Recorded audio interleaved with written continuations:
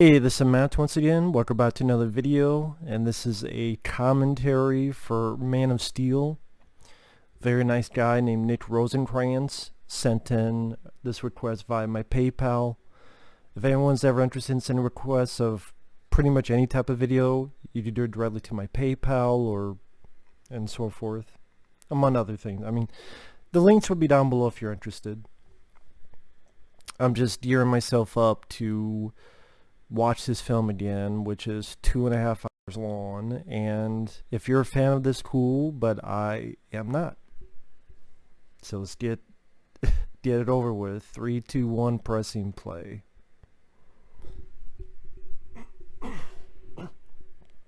With the Warner Brothers logo. Now, I do enjoy Superman as a character. I reviewed the Superman movies on the channel. I enjoy the first 3 Christopher Reeve Superman films. Superman 4, even with Christopher Reeve, I can't get into that one. Did not watch much of the Lois and Clark TV show or the George Reeves show way back in the day. I remember bits of the 90s Superman cartoon. I remember enjoying it. I love the Fleischer cartoons of Superman from way back in the day. I don't even hate Superman Returns, which I reviewed on the channel. I don't hate it. It has its issues, but this one, when the trailer came out, I thought it was a well done trailer.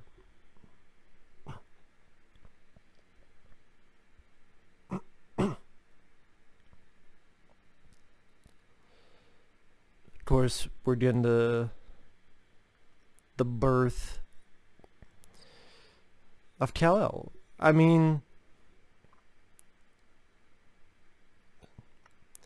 we're hearing the music by, I believe, Hans Zimmer, and this is one of the only things I could say I enjoy about the film is I like Hans Zimmer. I like his music. I actually think it's a really good theme for Man of Steel. I mean, yes, I would still pick John Williams' score, but I thought it's a well done theme. Other positives, I don't mind Russell Crowe.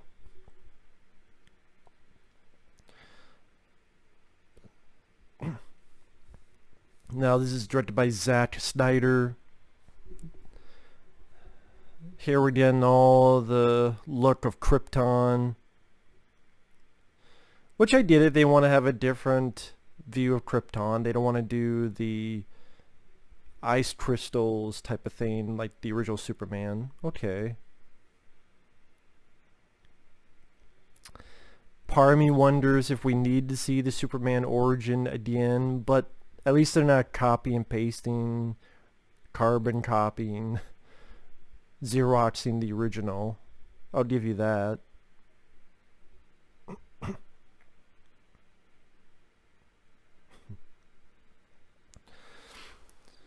Zack Snyder, who directed this, I would say he's a hit and miss director for me. I enjoyed Dawn of the Dead, the remake. Watchmen, I remember not minding, but I haven't seen that film in so long. 300, it's not a bad film, but I was never like big on 300. There's plenty of other films I enjoy more. Sucker Punch I think is awful.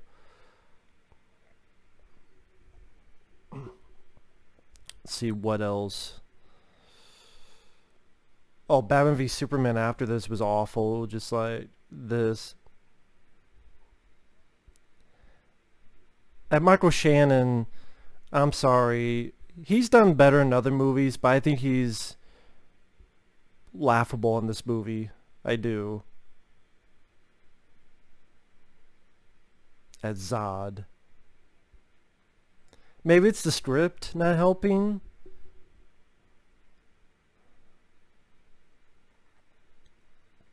I mean, Russell Crowe's doing the best that he can with what he's given.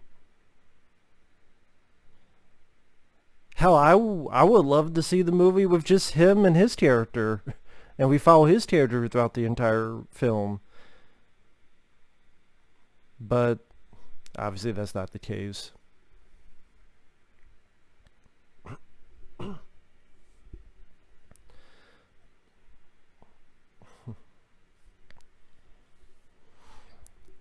But I mean, I get that.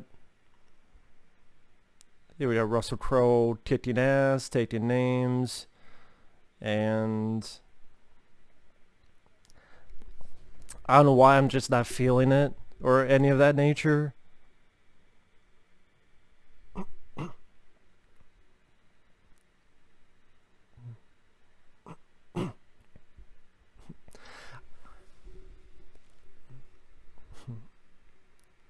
I think it's one of those... I think it's because I get what they're doing. They're overcompensating the fact that Superman Returns had little action. So they said, we gotta go all the way on the opposite end of the spectrum. Superman Returns had no to little action. Had a couple beats. Now we gotta go all the way on the other side. So we got fucking dragons in this bitch, and this civil war breaking out, and is this Aragon? Is this Dungeons and Dragons now? Or is this, Superman? And if people like it, that's cool. It just... I mean... Many people say this is the best part of the movie, and I can understand. And the fact of... I'm kind of saving any anger for later in the film, because it's not like this is the biggest problem with the movie, this opening sequence on Krypton. I know there's been various... Oh, this stuff looks like the stuff from the Matrix. That literally looks like the Matrix. With people with these tentacles grabbing it and taking them somewhere. When Neo wakes up and he's in that pod in the first Matrix film, that's completely what that is. I mean, that's this close to being a theft from it. And even when I first saw it, I felt the same damn way. And Zack Snyder, I think he's a guy that can make pretty pictures, but he needs a good writer, a strong writer, to help him out. And Dawn of the Dead, the remake, James Gunn, who would go on to direct the Guardians of the Galaxy films and others, Slither, he wrote Dawn of the Dead remake, and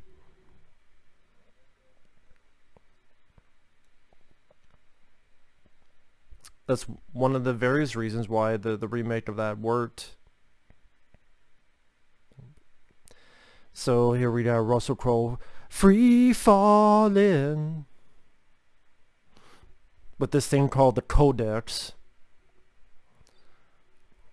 which even then, this idea, so he wants to send the Codex with his son and to this planet, but he knows sooner or later they're going to go after that son and put that planet in danger. I'm going, is there really no other way to work around this problem with sending your son and the Kodak at the same time to the same place?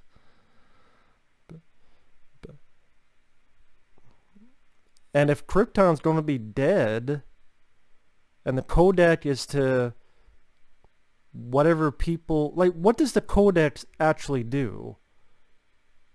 Changes something to Krypton?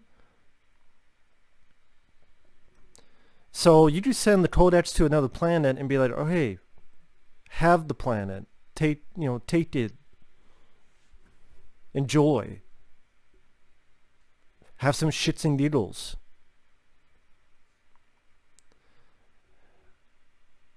Some barren planet, and then Kal-El should just be by himself.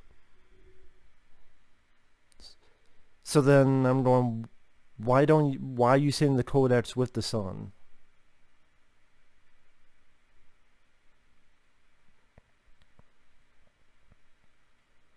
It's like they have to overthink it. It can't be the planet's going the shit and just send the planet, send the sun off the planet. It's gotta be there's also a civil war going on. There's dragons and fighting, and that's what it seems like. It's overcompensating. So then when you get the finale, and the finale goes on for what feels like 40 fucking minutes, again, it's like, well, Superman Returns had so little, now we gotta go from 2 to 20.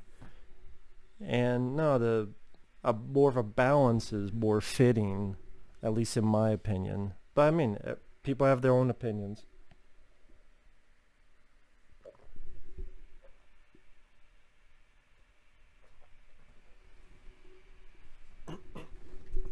But that's my question, like, why are you sending the codex with your son? Is it because it has information to teach his son? Put it on a fucking pen and paper. I mean,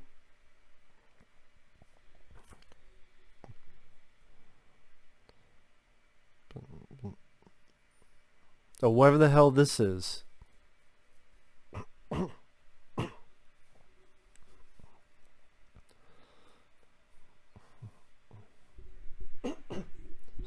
I mean, it's definitely different from when Kevin Smith was writing it and John Peters wanted a big fucking spider at the end of the movie. And all the other ridiculous stuff in that script. And then they got rid of the script, and they got Nick Cage and Tim Burton, and they were going to make the film for around 1998, 1999, around that era. But then Batman and Robin comes out in 1997, it's a big flop, and then just consistent array of Warner Brothers films were flops. So they go, well, we don't want to put all the money into this, when even Batman and Robin and all these other films did not do well. And it's like, well, I can't really blame them for it.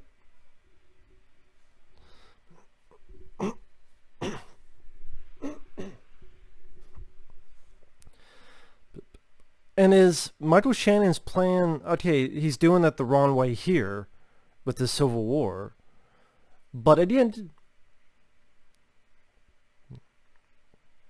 if the entire planet is going to be destroyed, and there's going to be no more fucking Kryptonians, just send it to a barren fucking planet and be like, here, there's an empty planet, there's no one around, you make that your fucking home. But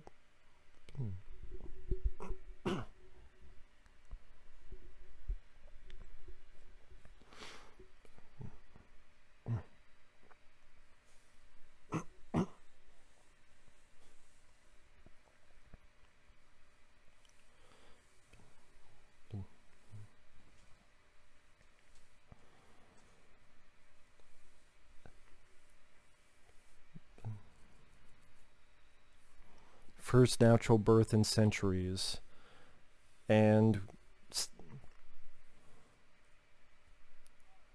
okay, first natural birth in centuries, some to the effect of, we want all bloodlines, not just the bloodlines you pick. But okay, if it's on Earth, it's not going to do anything with the bloodlines, is it?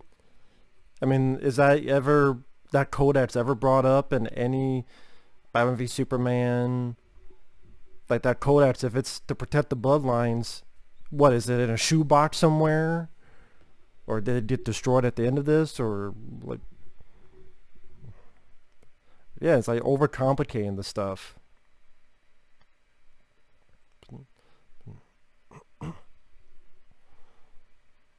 So you gotta have Russell, Superman's father with body armor and super guns and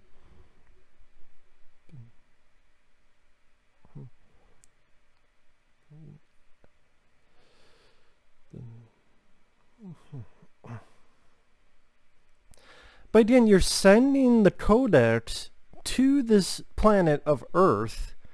You know these guys are going to go after it. So you're condemning Earth to possible annihilation and just praying and hoping that your son, Superman, is going to save and do it. Be successful. So I just like, well, fuck Earth, because Russell Crowe's dead. But don't worry, his ghost, or not really a ghost, but his, what the fuck do you call it? His successor? Not even successor. The computer, whatever the fuck it is. I'll be right back, but...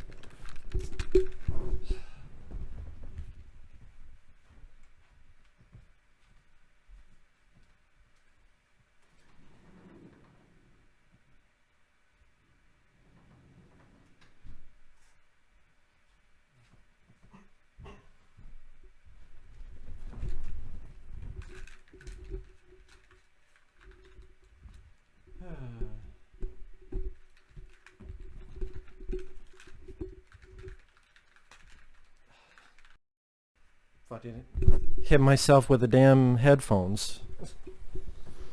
Now we got wannabe stormtroopers and...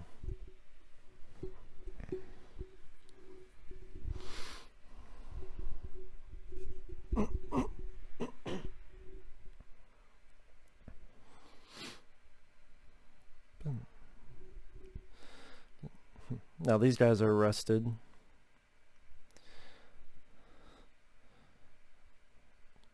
Okay, wait a minute. So it's been a long time. So wait a minute. Let me wait to see what happens.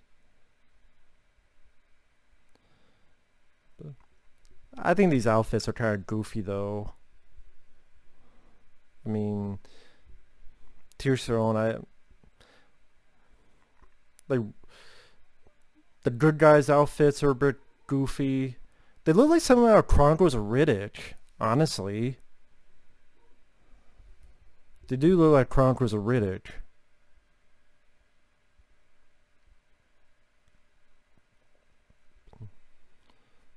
And Michael Shannon just over the top here.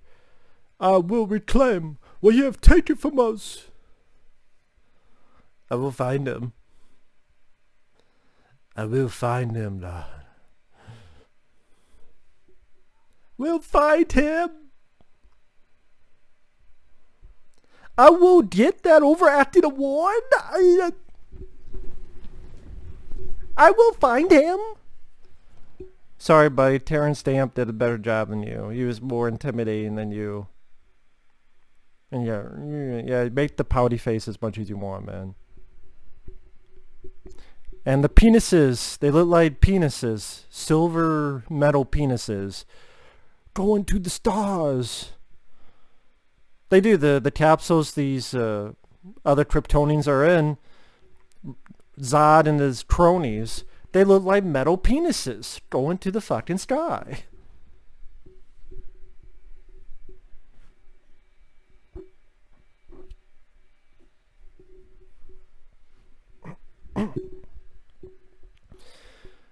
But, okay, going through the Stargate or something.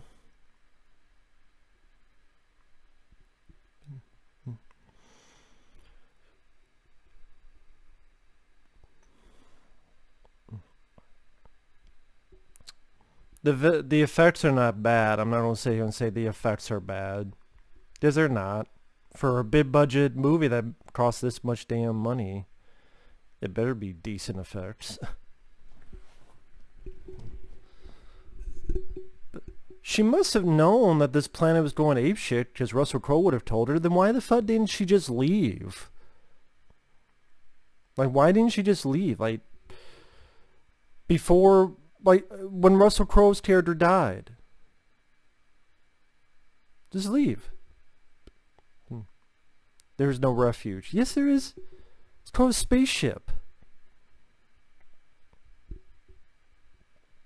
Why didn't you go in a spaceship like after Russell Crowe, your hubby died? People just love to die in this movie. I mean, it's like Kevin Costner later on. I could be saved, but, you know, talk to the hand. But this is still... people just are suicidal, I guess, in this movie. They're like, they just give up. I just want to die. They explode the death of Krypton.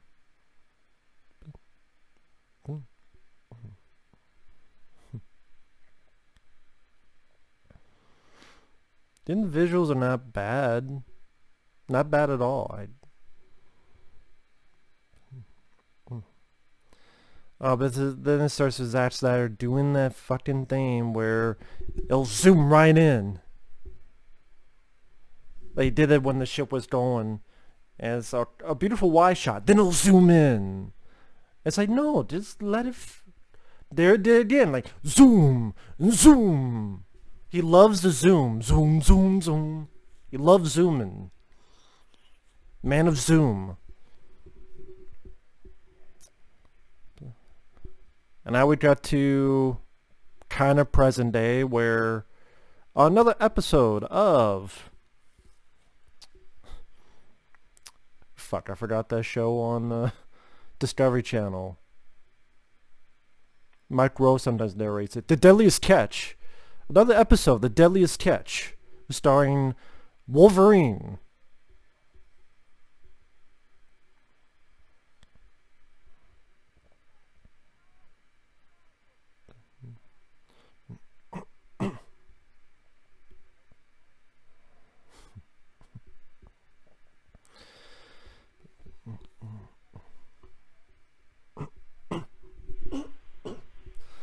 I mean, I get it. It's, hey, we gotta have a scene early on where Clark Kent, the fisherman, gonna do something.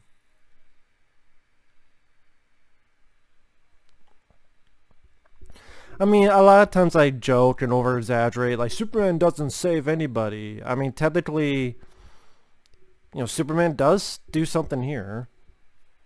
To be fair. I mean, he gets these people out.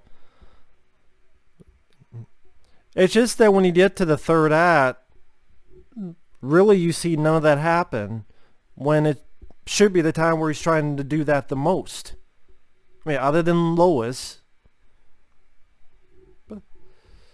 And Zack Snyder wants to make it, well, this is how it would happen in the real world. If you've seen this film, does realistic really come to mind, Zack Snyder?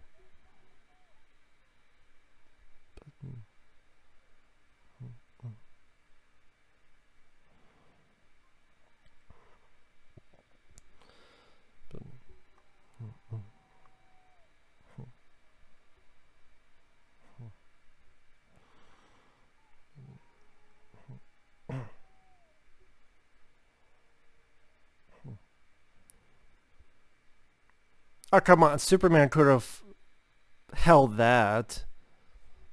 Shouldn't have been that much effort to hold that. Like, really? It was an effort to hold that? Considering some of the... Didn't in this Batman v Superman, he's pulling an entire fucking huge cargo ship? But that made it... But that was tough to hold. Okay.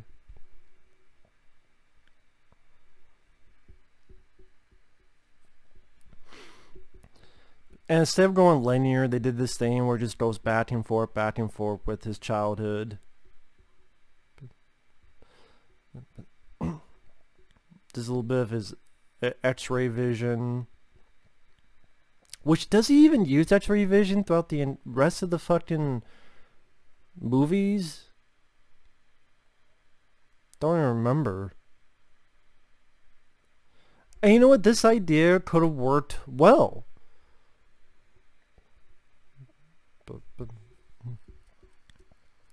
But just Zack Snyder, it just seemed he tried to be too busybody with the camera and with almost like, I want to say, being too flashy with it.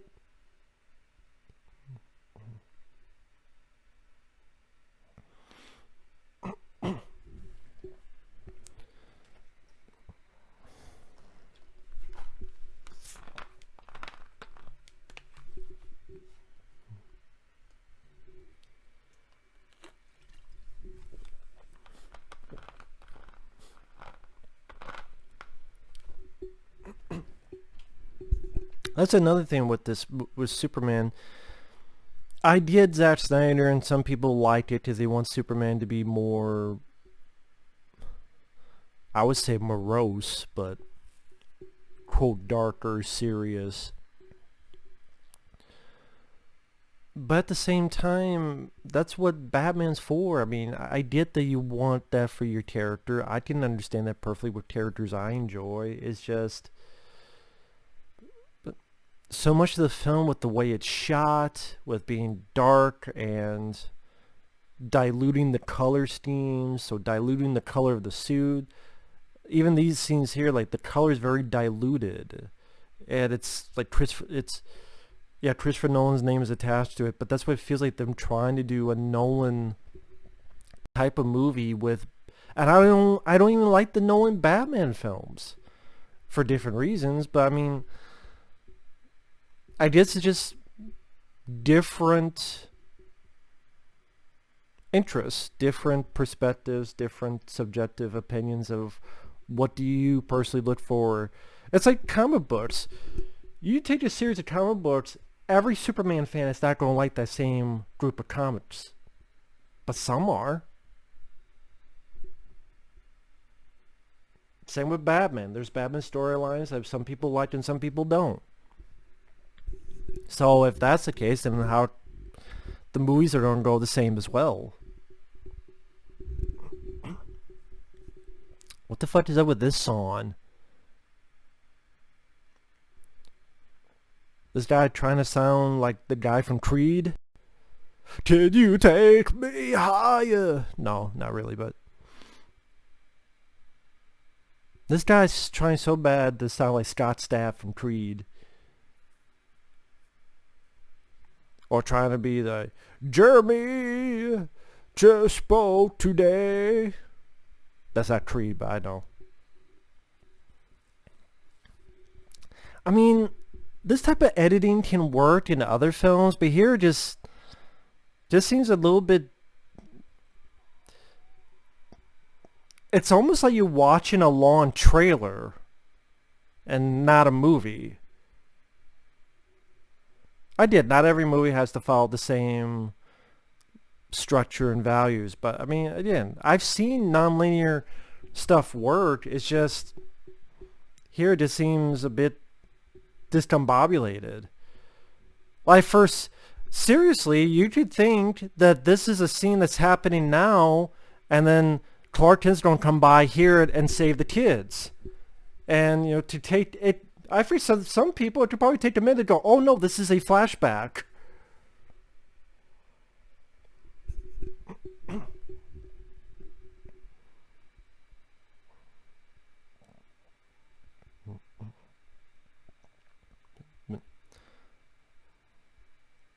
So again, you can't really say, well, he doesn't save anybody, because he does save it here. Although he's chastised by his fucking dad, Kevin Costner. Which, I think that's when was really getting heated about this movie, when I first saw this back in the day.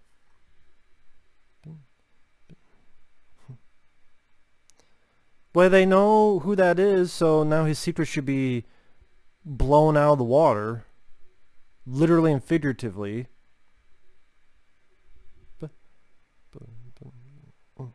So when Superman's a thing, they'd be like, hey, remember that guy whose name was Clark?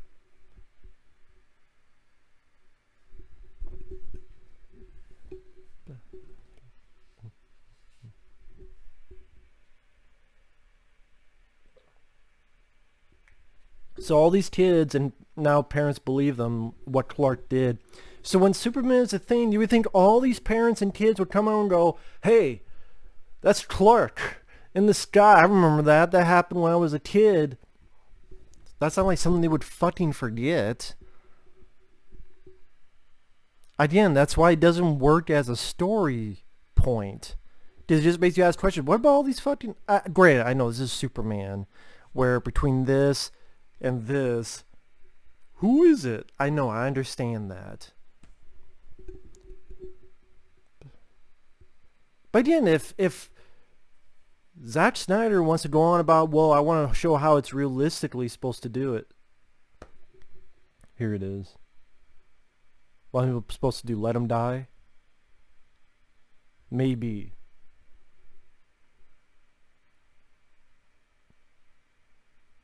There's more at stake here than our lives, but the lives around us. You just said maybe you should have let him die. You just said that. You just fucking said that.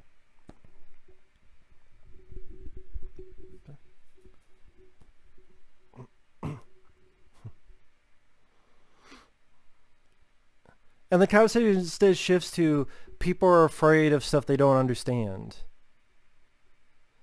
And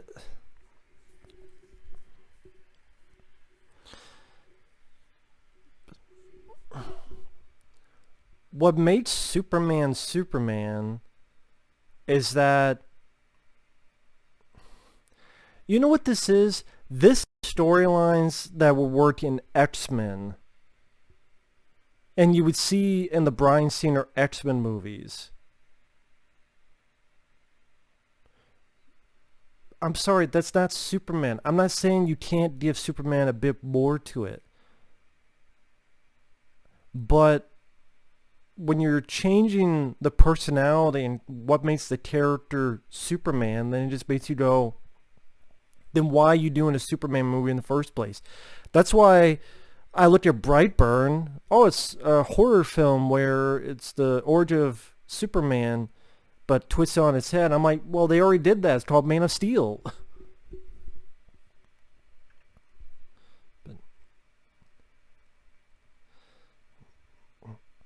And I mean, Kevin Costner, acting-wise, is not doing a bad job. I do wonder what happened with Kevin Costner, because this is 2013 and his voice still sounds normal. But when you watch 3 Days to a Kill or Criminal, his voice is just so much, I don't know, you're alone in this universe, we're not alone in this universe. He's much more gravelly, and what happened to Kevin Costner in those few years in between? Because that's probably 3 Days to a Kill. I mean, at least what, 4 or 5 year span? Did his voice get fucked up that badly since? Is it smoking? I don't know. I mean, it doesn't help that... part of me goes, you're just tired of the origin stories. So it's like, okay, you kind of know where it's going, because you know Krypton's going to blow up. You know, he's going to get the suit. I get it. It's them restarting their brand, so they figure they want to tell the story again. But at the same time, I don't think people would have been opposed to just a Superman movie. Boomy Superman. What new villain, new story would you get into? For example, I'm a Ninja Turtle fan. If they did a new Ninja Turtles movie, I don't want to see the fucking origin story.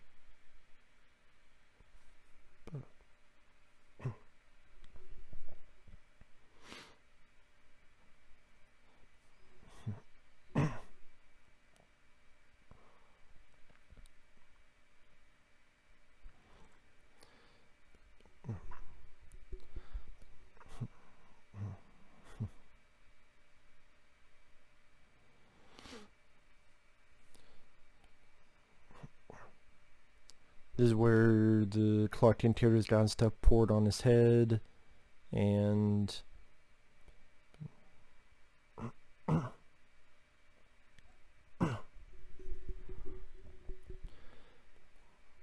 I think this is where he fucks up the vehicle or something.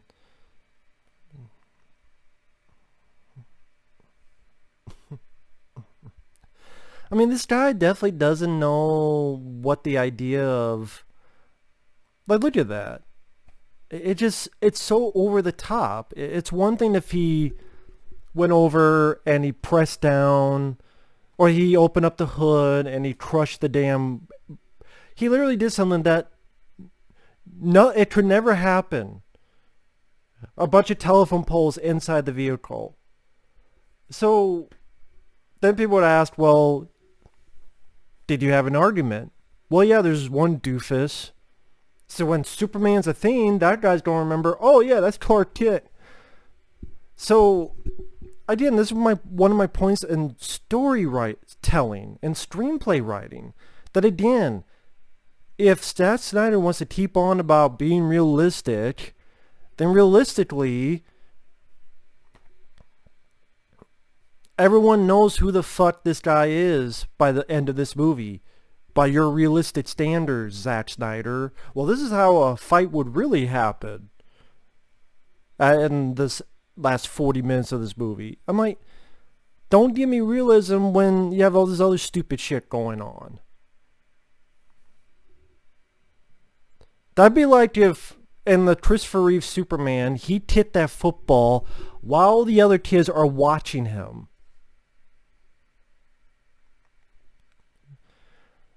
At least when he's running on the train, he's far enough away that even if people saw him, they wouldn't see his face, and at least I could give a little bit of leeway. Maybe it's not a lot of leeway, but a little bit of leeway. That guy there was Christopher Meloni, which I've seen and stuff, including Harold Kumar go to White Castle as Freak Show.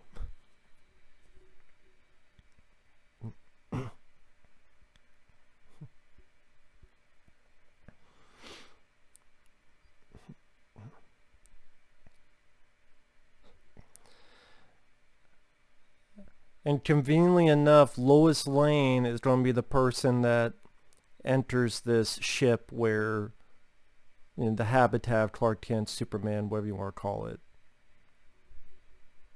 I'm going, wow, that's really convenient.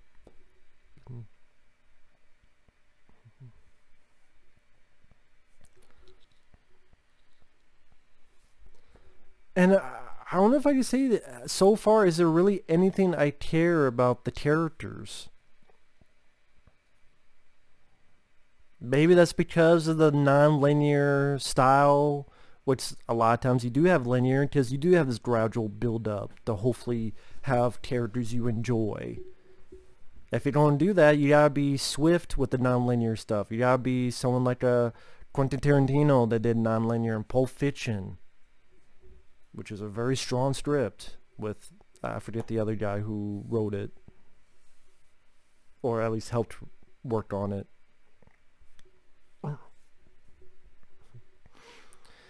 Here's Lois Lane, who you could easily argue, did Lois Lane really do anything in the other movies? Yeah, I can understand that.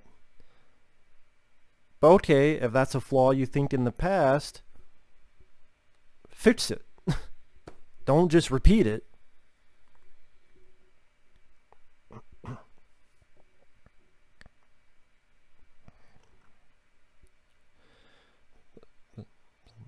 And that's the thing, in this film, you barely get a sense of Clark Kent as a character. You just see random scenes. He's a fisherman. He's working at a cafe. Now he's in the snow. But because we have 3 scenes where he's a kid, or boom, we're supposed to like him. I guess it does for some people, but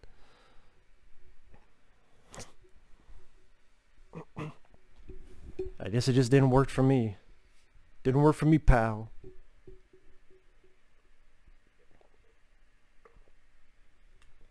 Yeah, sorry, it didn't work for me, buddy. I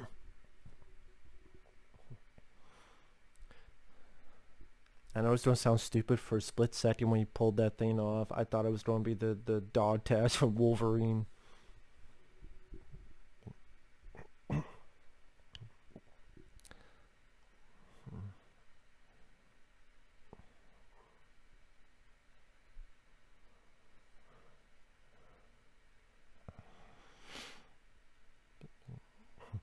I guess as a defense mechanism. So I guess this is the first time he's been here. So what was stopping him from coming here before? I mean, he did the fisherman thing and he did the cafe thing. What brought him to here?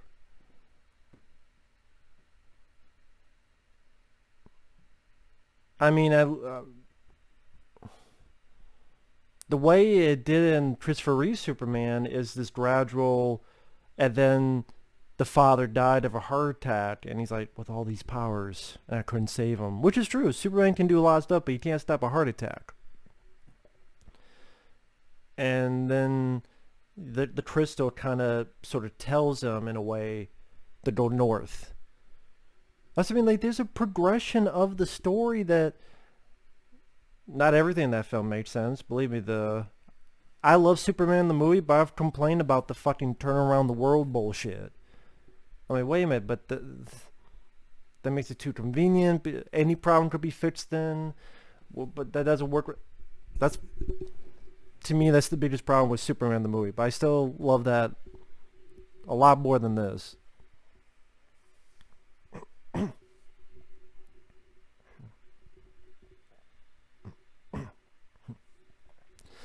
So I guess everybody that comes there is going to be attacked by this damn thing.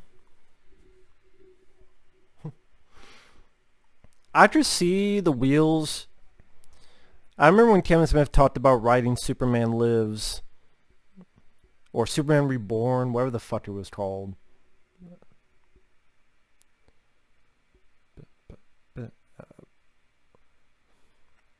I'm talking about the original script he was writing.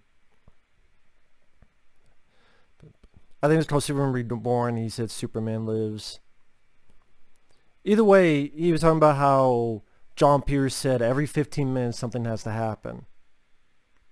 So even here, it's like, we gotta have an action scene. So have him do this little thing and fight this little mechanical contraption, because we need an action scene every 15 minutes. And you know what? Maybe that's why if people like the film, that's cool. I think maybe that's why some people like it, because something does happen like every 10 minutes or every 15 minutes. A lot of times sooner than that. Again, Superman Returns has little action. This one, it's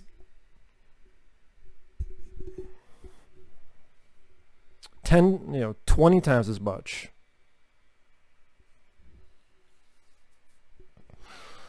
Like, now, okay, we gotta go. Oh, now Lois Lane, she meets Clark Kent in this way. Now we got to get the bad guys here. Now we gotta do this, we gotta do that.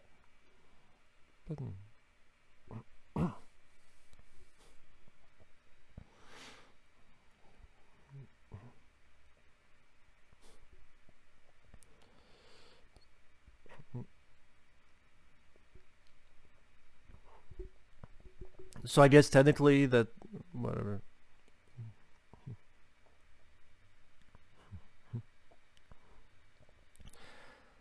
Sorry, I'm not saying anything. I'm just listening to what they're saying. Because it's been a while since I've seen this film.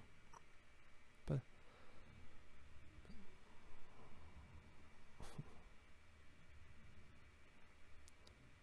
oh yeah, Laurence Fishburne as Perry White. Which, no, I don't have a problem with Perry White being black. I don't have a problem with that. I like Laurence Fishburne. And he does fine for the role he has. As Perry White, he does fine.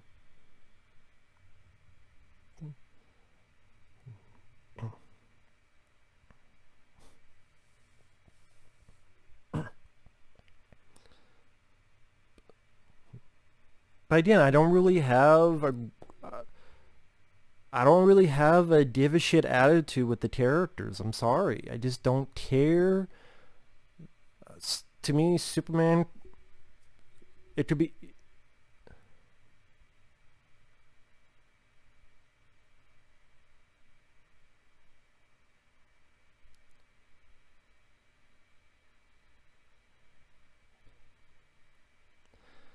So, an established reporter is talking to a guy, polar bear, I wonder if they put that in because in the Kevin Smith, the script he was told to put by John Peters, we have polar bears attack because they're the fiercest animal and the teen, you know, they're the fiercest creature in the animal kingdom.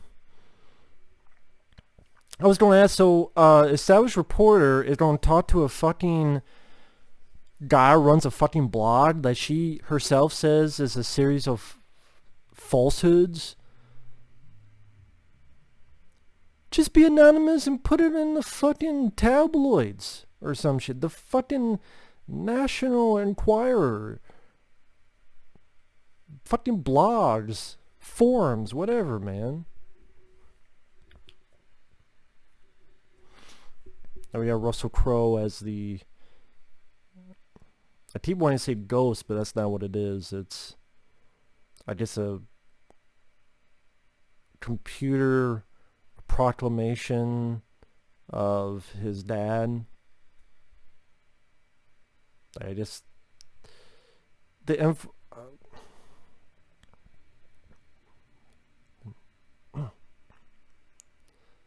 but okay, if they have all this technology here, yeah, it just makes you go, why the fuck did you even need the codecs there? What's the point? And what is supposed to do with the codecs? Like, if you don't care about the codecs, just destroy the fucking codecs. Or, it's the future of us. Well, what the fuck happens with the codecs anyway?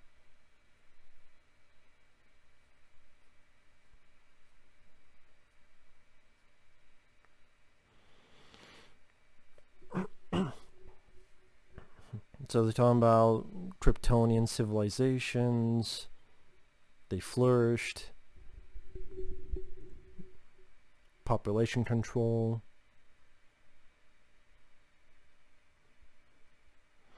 Resources were exhausted. But planets say fuck you, and planets going apeshit. Military wanted to take control.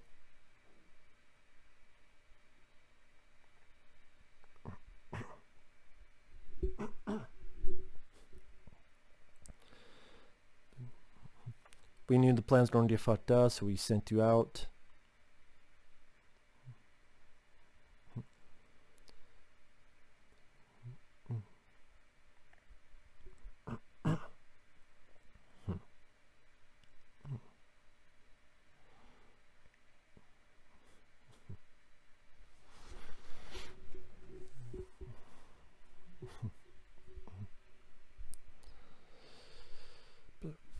Sorry, I'm trying to listen to the dialogue.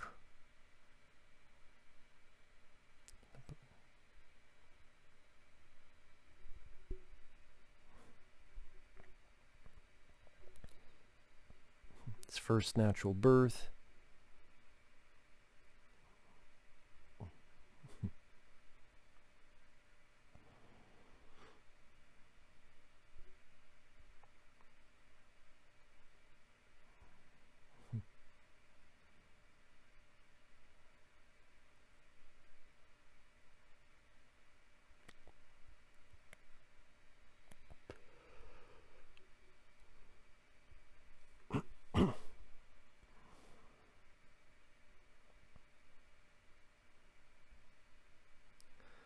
But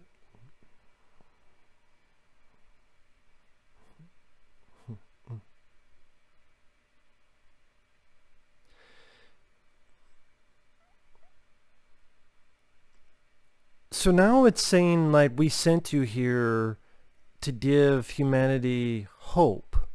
And that's what this symbol means, is hope. But then you mentioned later is about the fucking codex. So which is it? Is the fucking codex or is it fucking hope? Like, which is it? It's like differing things.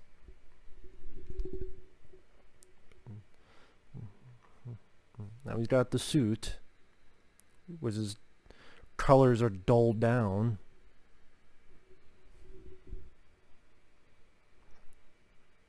Yeah, I don't mind the music.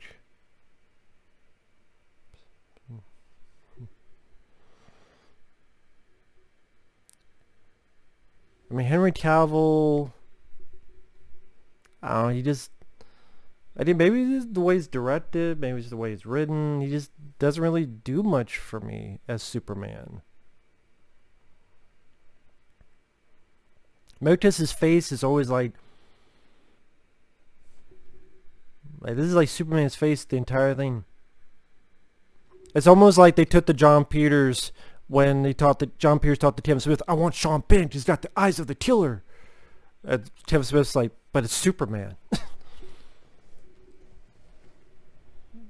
But it seems like you could take a lot of screenshots, even them laughing there. Him laugh, he's like, ha ha ha.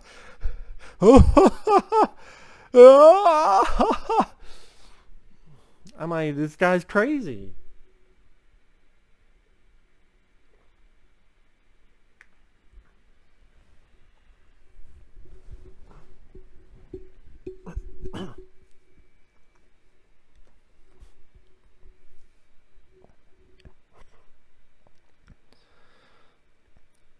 That's another thing with later on, people go, oh, but he was new.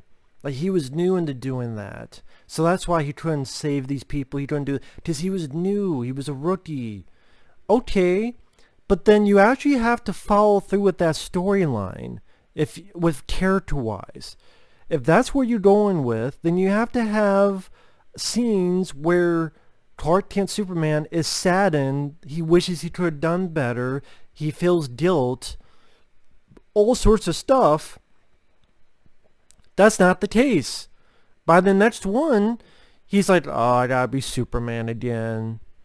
You ready for that fucking song? It ain't easy to be me. Again, these flying scenes could be beautiful, but just the way Zack Snyder directs it, where the camera has to be this.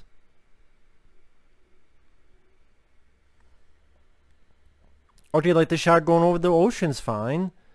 But here going through the mountains is this and then zoom. Boom, and then zoom.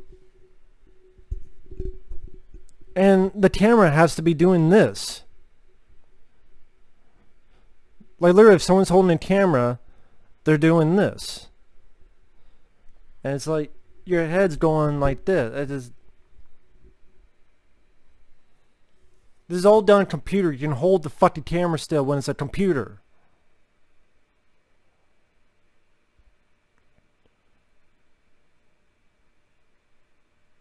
I mean, that shot wasn't bad when it's going like this and then showcasing the Earth. But then half the shots is doing this or zoom. Just gets fucking irritating.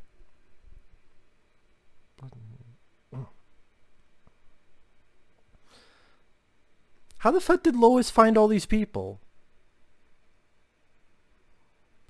But sorry. He works at the IHOP. We're at the IHOP now. Hey folks, we're at the IHOP. Did you know we're at the IHOP? Well, we're at the IHOP.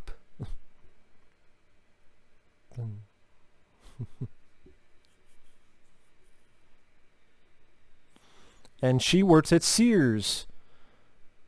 Miss Kim works at Sears. I see on the shirt, Sears. Have you been to Sears today? No one has with the shit going on, but fucking.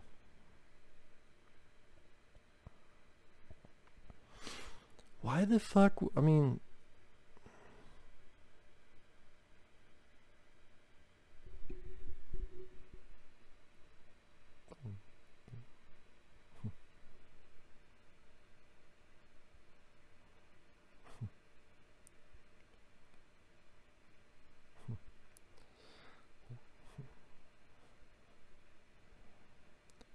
What did Ma can't do?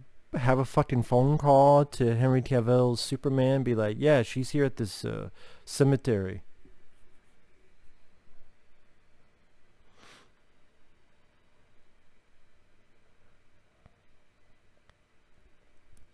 Granted, Superman here is now, as Moreau says, the next one.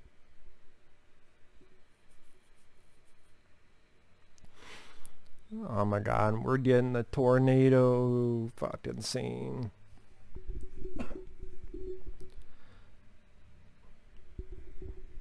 This is like the Uncle Ben situation. With great power comes great responsibility. This is the wrong fucking movie, but I know. I know.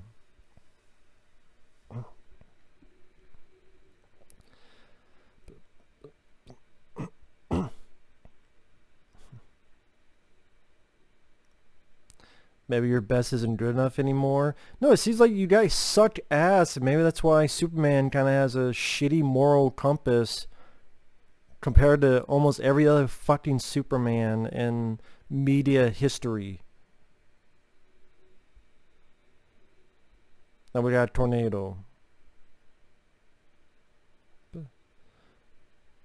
Which, I don't know why they're looking at a fucking tornado. Why they're staring at it.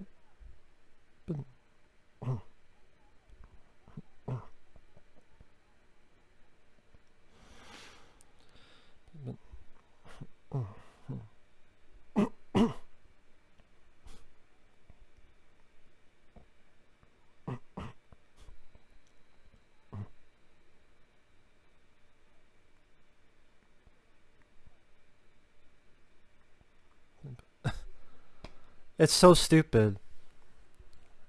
The guy who you know is impervious and super strong, you're like, no, you're not going to get the dog. I'm going to get the dog. Why?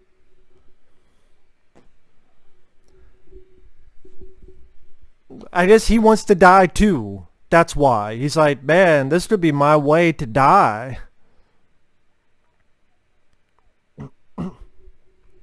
Why would Kevin Costner care to do that? No, I know you're impervious to this shit and you would survive.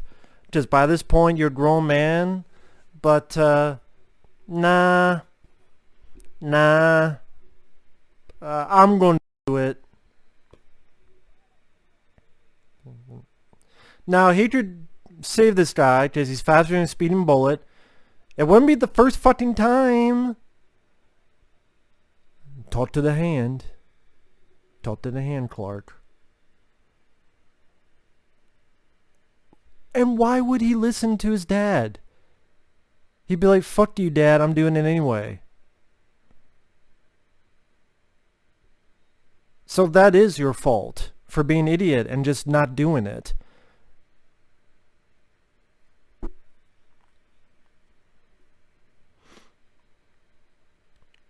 He was convinced that I had to wait. The world's not ready.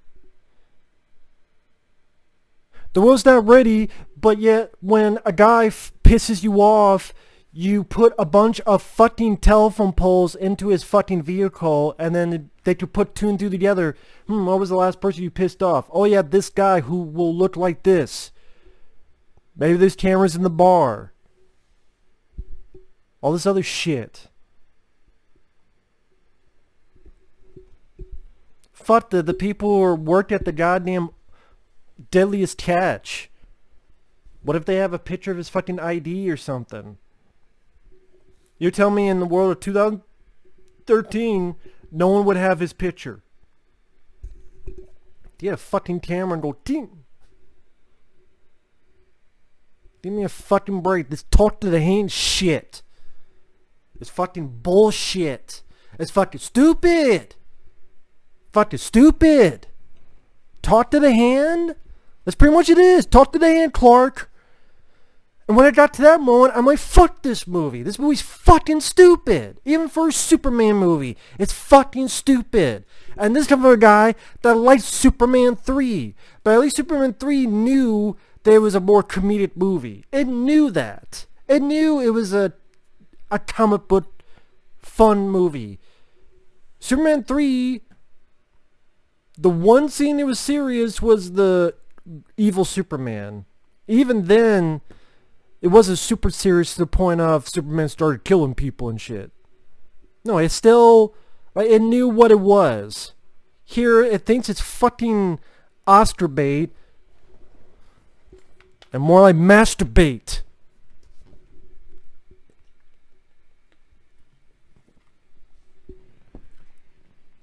goddamn this talk to the hand bullshit. Give me a fucking break.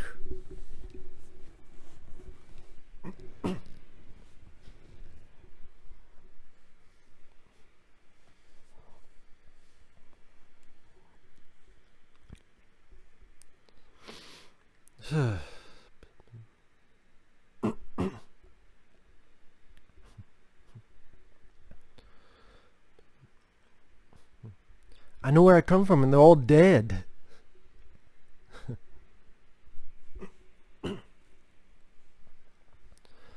I mean, Diane Lane is doing the best that she can. That's the thing, like Diane Lane, Kevin Costner, Russell Crowe, they're not giving bad performances.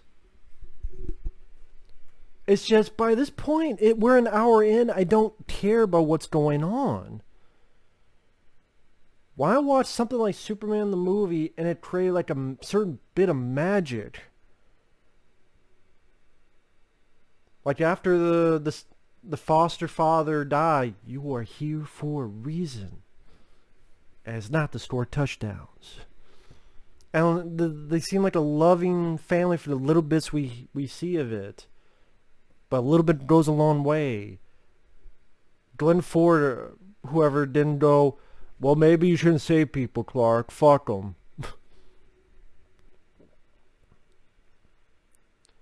And then after the funeral, he's feeling guilt because he couldn't save him. Like, he couldn't save him at that point. Here he could. I let him die because I trusted him. Hey, if anyone out there who knows me, save my life. No matter if I say whatever the fuck. Trust me. No, go ahead and save my life. For anyone out there, you have a brother, you have a sister, you have a mom, you have a dad, you have a son, you have a daughter. If they're in the middle of danger and you know they're going to die and they just go, trust me, will you just let them die? What would you do? For, you know, especially for fans of the movie. Like, what would you do?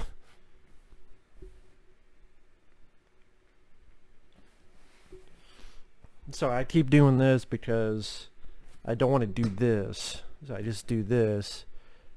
Keep my arm at bay.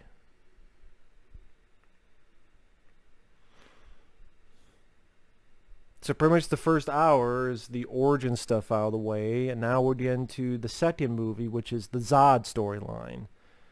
So in a way, this is kind of taking the first two Superman movies and combining them. The origin story, which is the chunk of the first movie, and take a chunk of the Superman 2 with Zod and Zod's cronies, the Kryptonians. Like, why does it have to be Zod? If you want to establish yourself as your own, and not the Christopher Reeve movies, why does it have to be Zod? That's what people, one of the various reasons people complain about Superman Returns. It's Lex Luthor again. Same thing here. Is it Zod again? Superman has plentiful amount of villains. Or it'd be Darkseid, or Darkseid, some people pronounce it differently. Whether it be, what was the villain they won in Superman Lives? Brainiac. There's other fucking villains. I mean, the new villain you got out of all these movies was Steppenwolf, which I don't remember. I didn't read much of the comics with Steppenwolf, so I can't tell you much. I know the band Steppenwolf. I like their songs. The Magic Carpet Ride.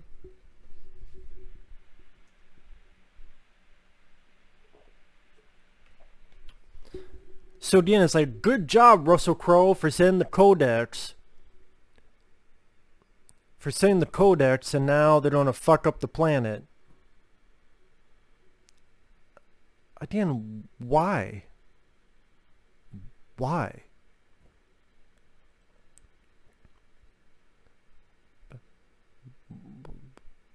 Why didn't you send it to a barren fucking planet?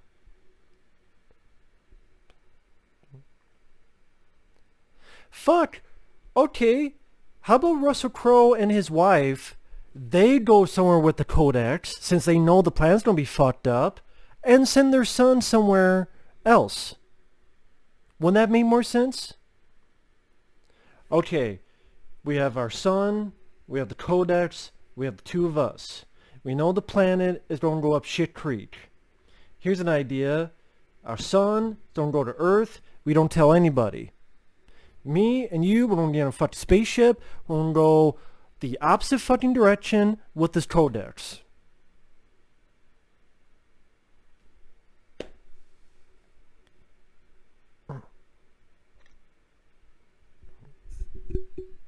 Why not do that?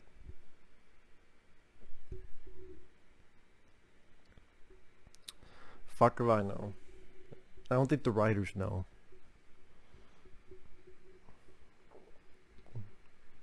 And just, Zod once again, it's like, fuck, man. It's like when they, we're gonna do a new alternate Star Trek timeline, but we gotta do Khan once again for Into Fartness. My God, man, we don't need that again.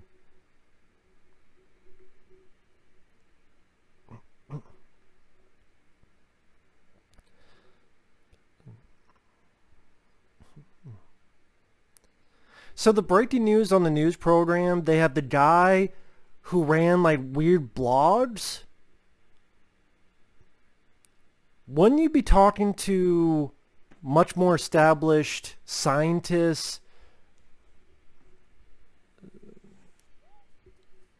much more established personnel than a guy who just ran a blog saying crazy shit? But that was on the that news program. Now Lois Lane going to take to Christopher Meloni, who for the U.S. Air Force. Don't go to Navy SEALs.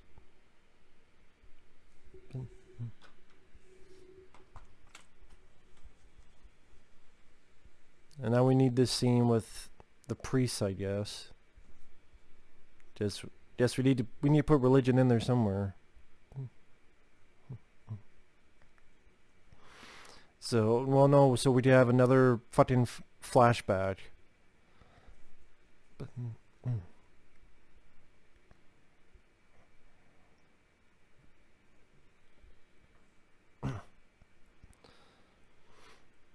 again, like so many of these scenes, it could easily seem like it's going to be that film Brightburn. Seriously.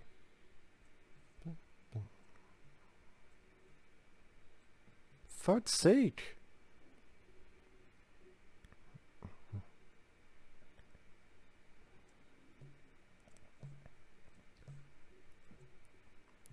But who the hell is this guy with the glasses who helps him up?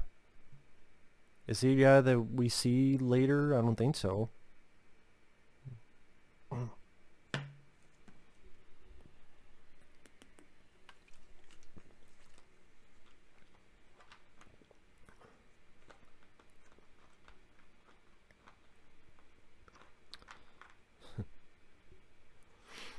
Part of me wanted you to hit that kid, but hey, what kind of man you want to be, Clark?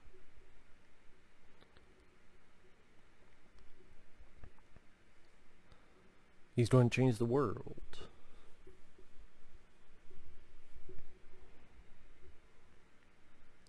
You just don't punch things? Well, obviously, yes. He's going to be the guy who punches things. That's what he does for the next 40 fucking minutes. Well, the last 40 minutes of the fucking movie is punch. I'm fine with him punching stuff. But I don't think it's filmed as well as people... I disagree with that. And you can at least intermix that with him. I enjoyed the saving scenes and Superman Returns. You intersperse both of them.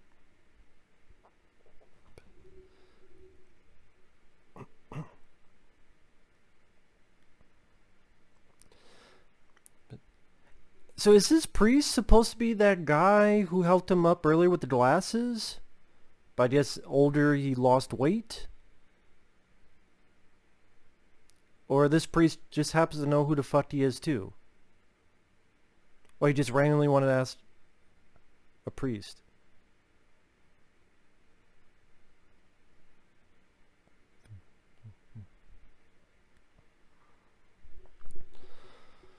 Fucking whatever, man.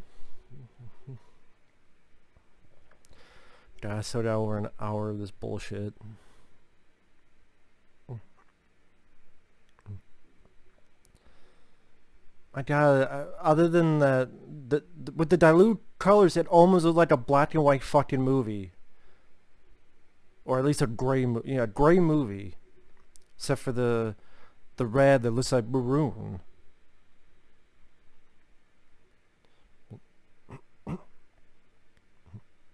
Surrender if you guarantee Lois's freedom. You barely know fucking Lois, so I mean, there's been no, well, can't say no.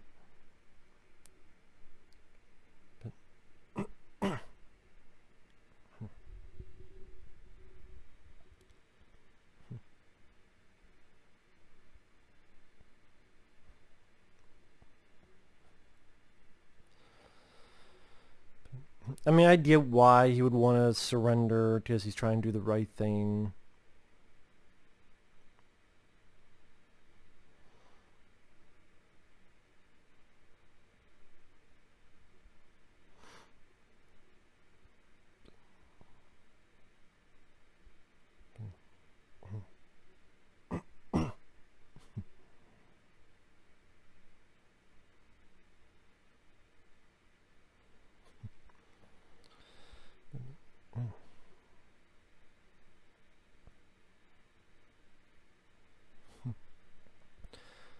Well, I guess that's the X-ray scene. Well, they don't show the X-ray, but you get the idea.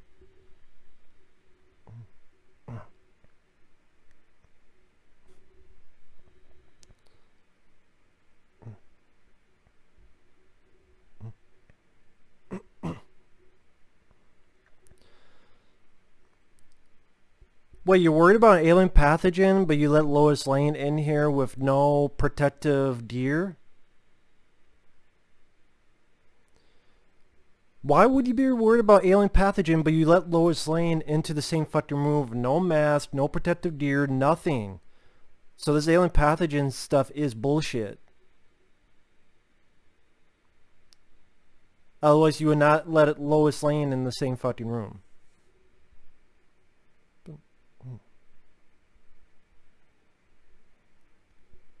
That's a weird cut. It goes from inside the room to now almost look like they're in the middle of the fucking desert.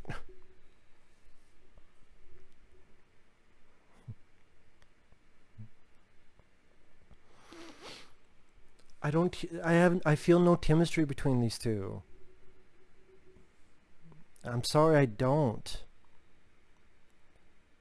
I mean, I know people get tired of me comparing to the first one, but you look at the first one and the development of that to the point of when they're flying together. But here, what sense do you get of these two as characters together? They shared a moment by his dad's fucking gravestone. I mean,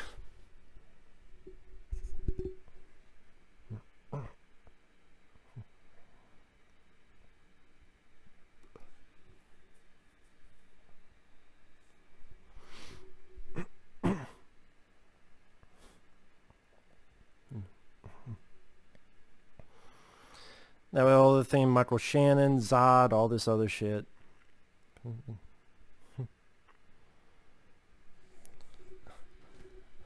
I will be right back, because just these people in their wannabe stormtrooper outfits. If stormtroopers were black, here you go.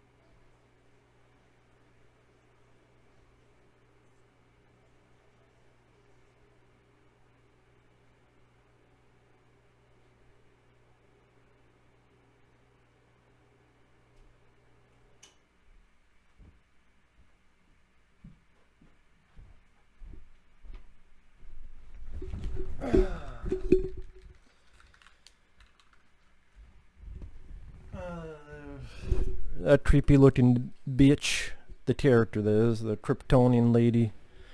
Creepy looking bitch. Sorry, I'm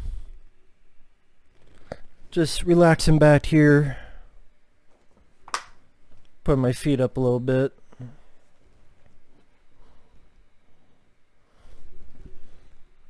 I can move this a little bit.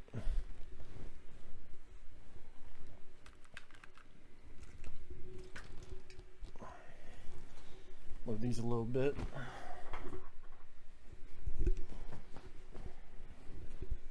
Fuck it. Fuck.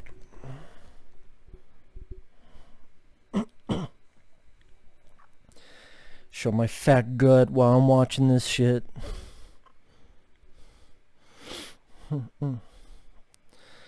Again, the fucking zooms, man. Zoom, zoom, zoom, zoom, zoom.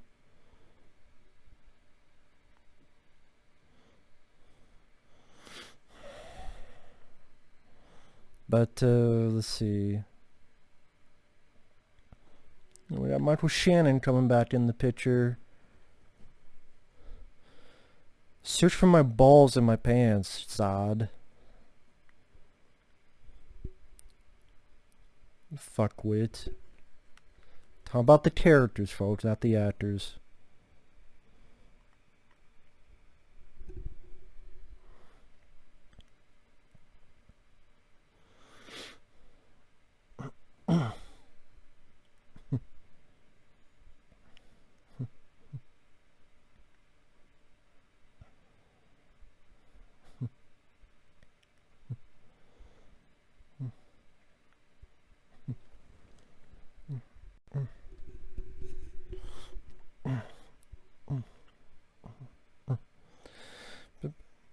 Okay, so he's getting used to the Kryptonian atmosphere.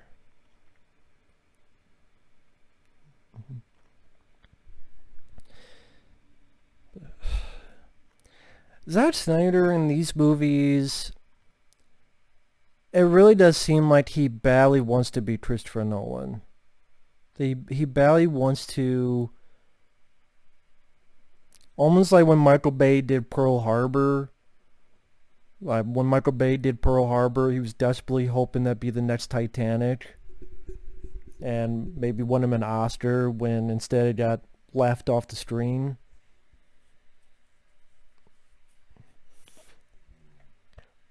I mean, there are a lot of people who liked it, but you know, there's a chunk of people who did not, including me.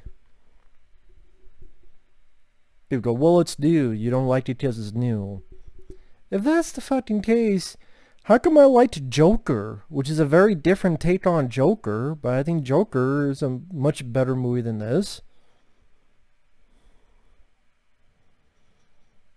Fuck, I like the Child's Play remake. I like the original more, but I like the remake that they made of Child's Play and the different direction they went, where Chucky was actual friends with the kid and desperately was trying to be the best friend he could be. That was an interesting take on it. That's one of the reasons I liked that remake. So I don't mind something being different. I don't mind a new version of something.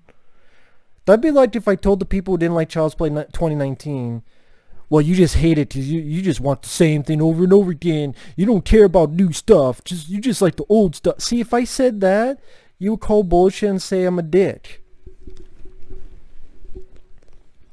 Or if people didn't like, I mean, people are more than willing to say that about me. Just like they go, oh, you hate everything. Every fucking year I can name a movie, at least 10 movies I enjoy. This year alone, I like Bad Boys for Life. I liked Sonic the Hedgehog. I liked VFW, which I reviewed on the channel. I liked Guns Akimbo. I liked The Invisible Man. And that's in a year where there's a limited amount of movies because of what's going on.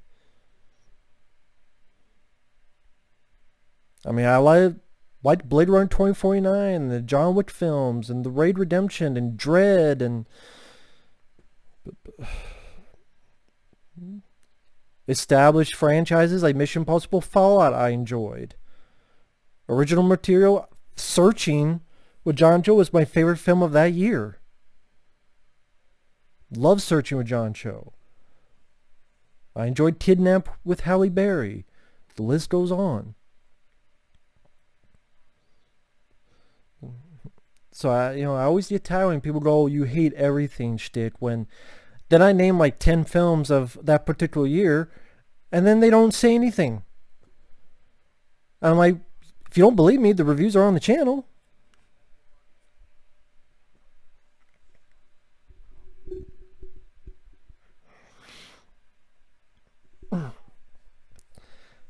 This whole sinking and quicksand of skulls taken from the opening of the Terminator.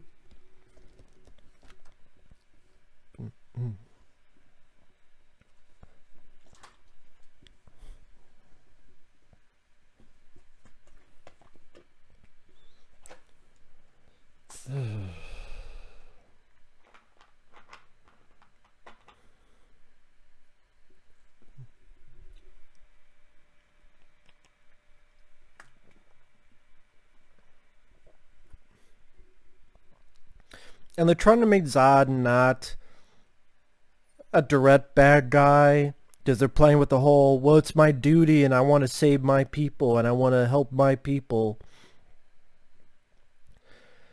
My question is, why don't you just go to a barren fucking planet, use your fucking device, here's your codex, and fucking do it. And it's not like Superman ever uses the codex in any way in future movies to help fucking Krypton. Does he? Maybe I missed something. I don't know.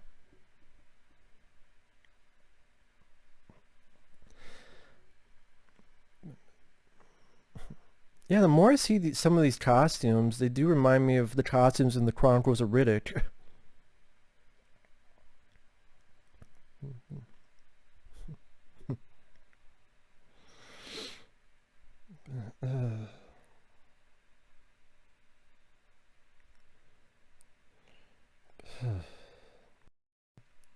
So I'm not saying anything because what the hell am I going to say? I mean, Lois Lane is in this atmosphere suit.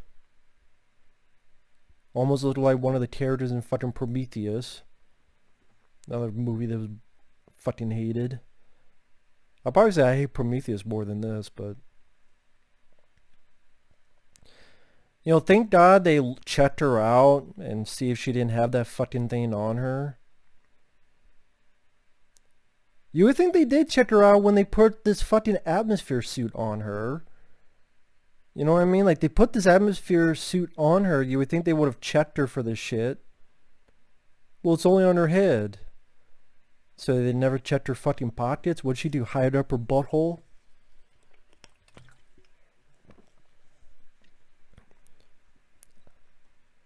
I'm Gladiator. I'm Gladiator.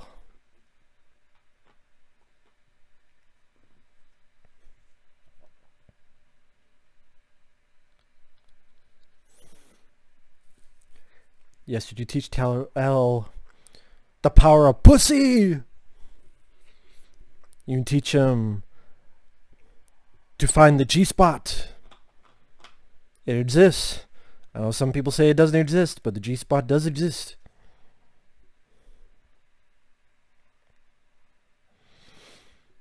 If he's a computer, why does he need to do this in order to make something happen? He's a computer, but he's got to do this to shut a door and this to turn something on. Is that part of the computer program? The computer has to do this and this. Is that what fucking needs to happen?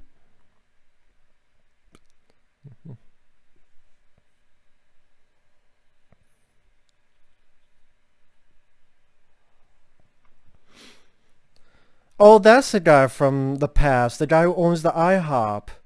The guy with the glasses.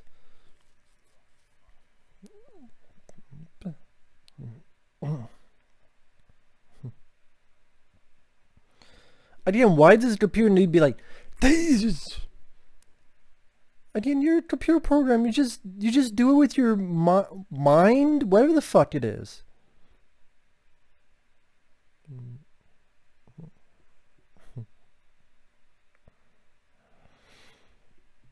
We won't see each other again because I will not be in the sequel. Well, there's no sequel, but I will not be in the other movies.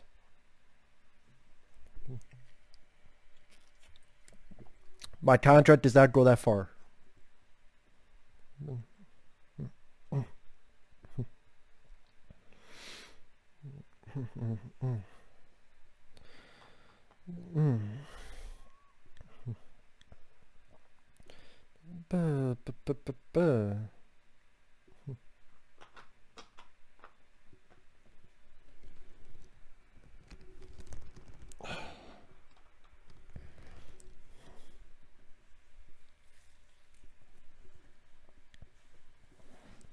Yeah.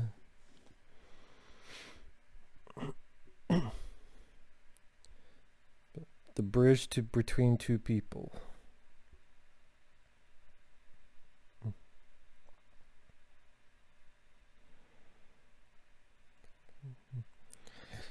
He barely knows Lois, so why should he give a shit about saving her?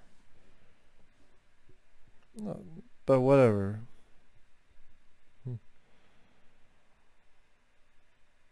At times, the suit does look black. The Superman suit, it does look black at times.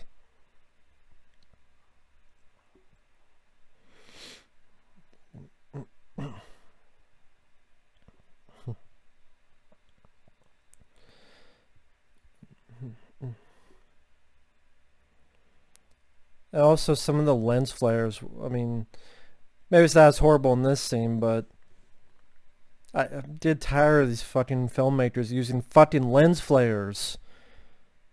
I don't need lens flares in fucking movies, man.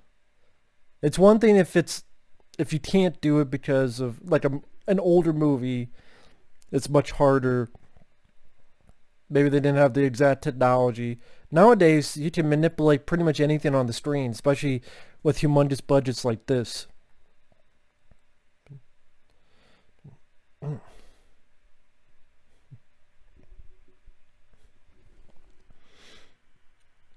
We're an hour and 27 minutes.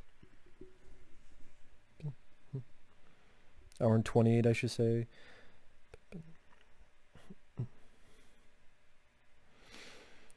Yeah, taking into account, so it's less than an hour left. There's probably about 10 minutes of credits at least. So that's 50 minutes. And then it's 2:23, so it'll take about 5 minutes. So that's 45 minutes. About 5 minutes of people going, hey, everything's okay, even though it's 9/11 times 11. So about 40 minutes.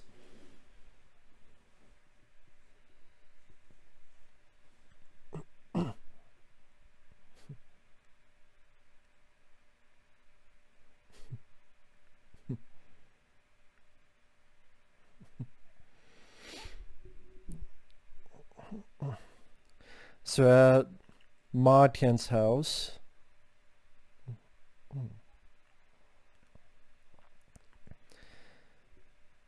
they seem pretty damn adept at this superpower shit already. I guess they didn't have to have any troubles of learning it. They're not even surprised. They're not even surprised they can do the superhero shit. Like, even in the Superman 2, they're surprised. Like, wow, we could do this stuff? Nope, not here. We can't do that because we got... That's Superman's fault. All this shit, look at what Superman's doing. Purposely went through four fucking buildings and blew up a gas station. Superman did that. You motherfucking piece of shit. Leave my mom alone. You just went through 4 fucking things of farms and you just blew up a gas station. ABC, well, that's Superman's fault. I just saw Superman do it. He pushed Zod into that.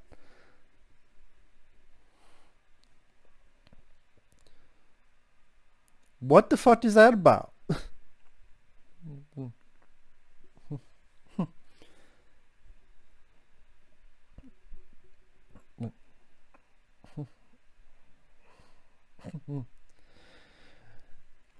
So the superhuman strength you were fine with, but now X-ray, now you're like, what did you do to me? So I guess he assumed you just lift this shit naturally?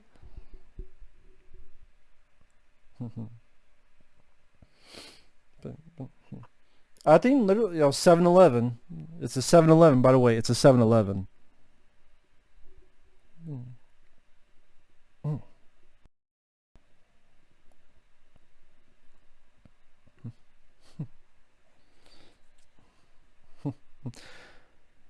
Why does he? I'm surprised he doesn't use like his heat vision or anything. Zzz.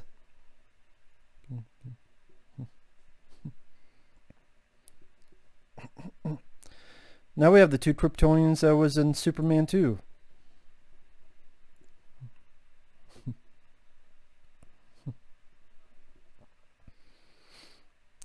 Well, at least he said get inside, it's not safe.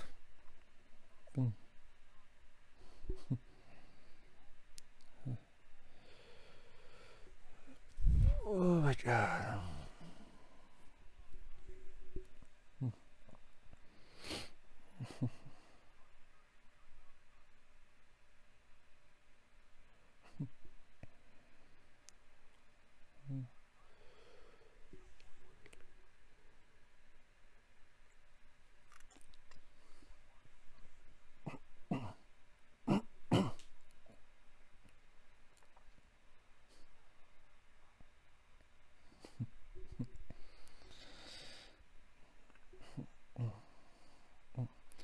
So here's the military. Sorry I was silent for there, but pretty much the military trying to shoot him machine guns.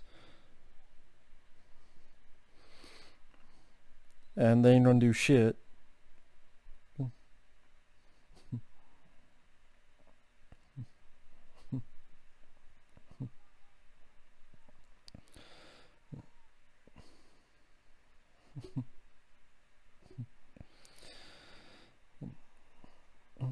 Well, hey, if you want action, here's action.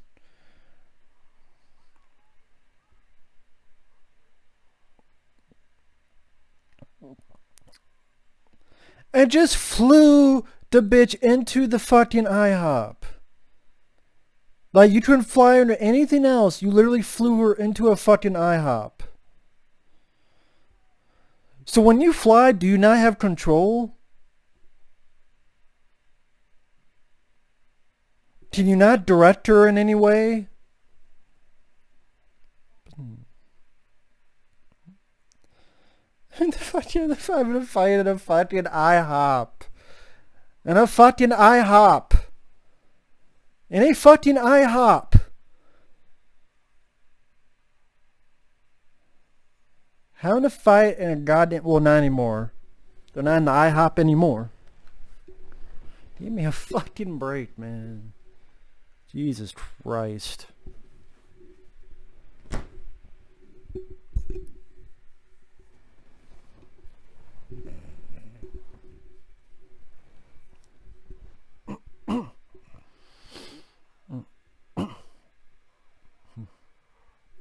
So now they're double teaming Superman. Oh my god, man. I finished with the Smallville shit. Oh, Sears. They're by their Sears. Hey, remember shop at Sears. Remember that? You don't go into Sears too? Read the Sears catalog?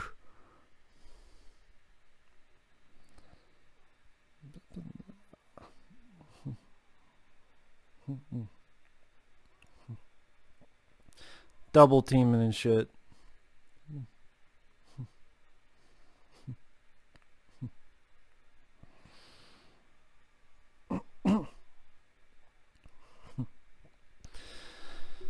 Military, you guys can't do anything. Get the fuck out of the way, you dumb motherfuckers. Dumbass shits. Get the fuck out of the way.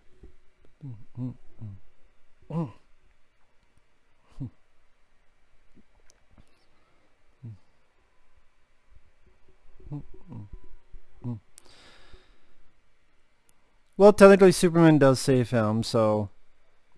Again, I guess I can't consciously say he doesn't save anybody.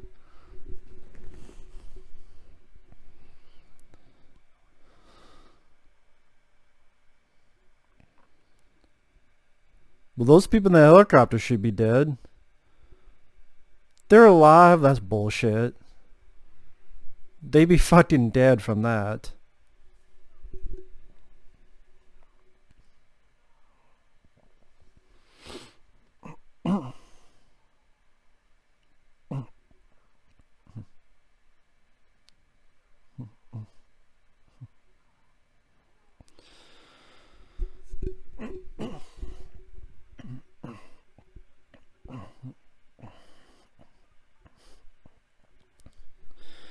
I just don't feel anything with these action scenes. I don't know what it is. I just don't feel any connection. I don't feel any emotional adrenaline pumping. Maybe because I'm just... Granted, this is 2013, but part of me is just tired of superhero CGI orgasm fests. Maybe just me being old and the action films I grew up with, Commando, Rambo 2, Van Damme, Chuck Norris, Bruce Lee, real people using their real abilities. Not people like Superman literally punching someone into and blowing up an entire fucking train yard. Superman did that.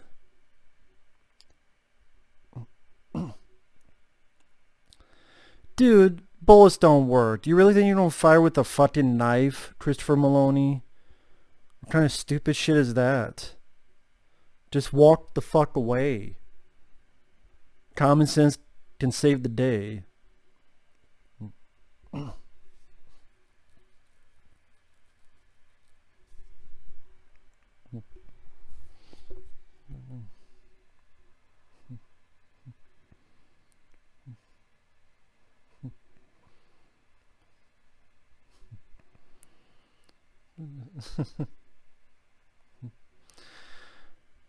Michael Bay, eat your heart out with the fucking explosions.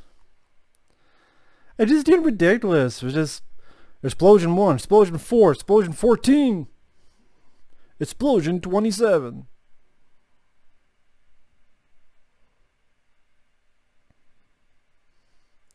Should I give a flying fuck?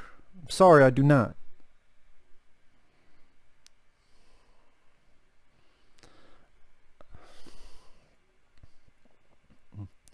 I don't give a flying fuck for Man of Steel boner today. I just don't give a fuck.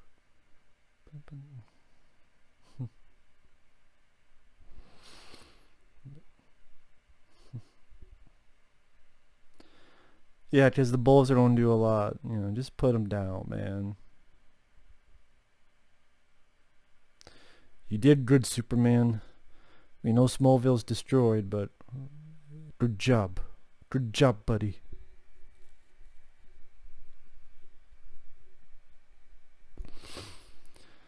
But he did save 2 soldiers. So yeah, he did save some people. And not just Lois Lane, so to be fair.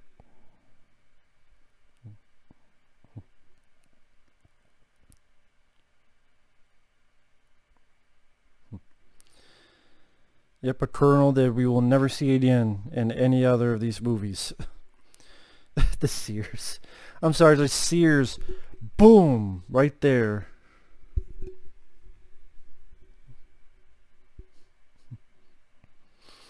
Yes, Kevin Costner. Yeah, picture of him. Guy who died with talk to the hand to a tornado.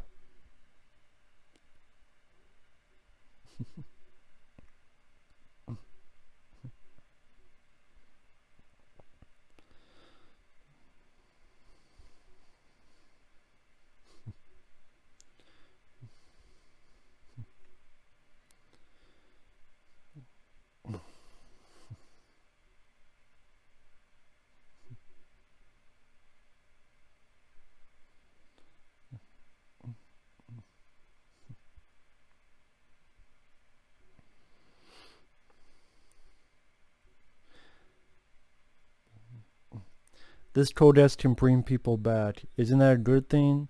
I don't think they're interested in sharing with this world.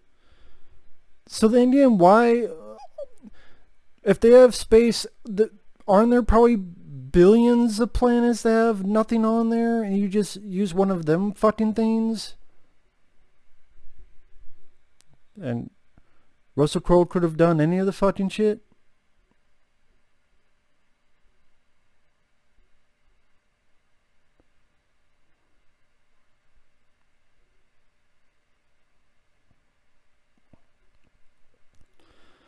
So the codex is in Superman's body. I completely forgot about that. So I'm sure there'd be people yelling at me. What the? I completely forgot that the codex. I saw the baby getting zapped at the beginning, but I didn't understand 100% what that was about.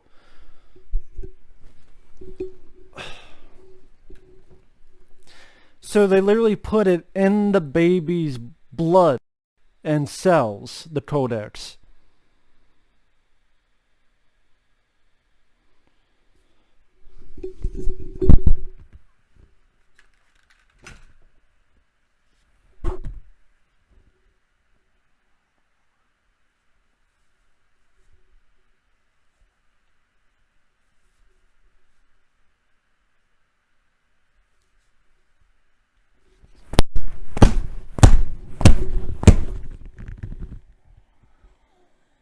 Fuck!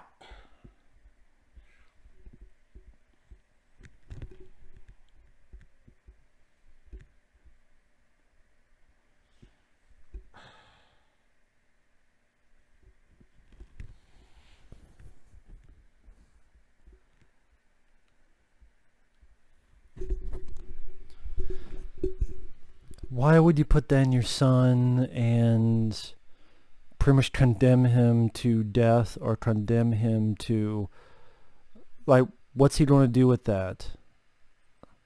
Idea, like, so it's not like he could just take what what do they expect Kal-El to do with that codex inside his cells and blood? I guess just to fuck? Couldn't he do that normally? I guess not. I give you the ability to fuck. Is that what he did? Gave Superman the ability to fuck and spread his seed?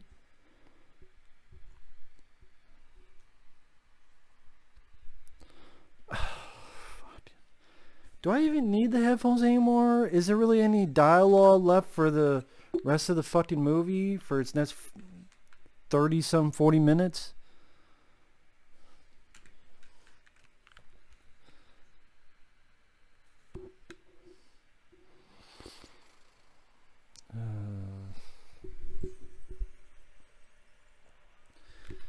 We got another thing that shoots, or whatever the fuck.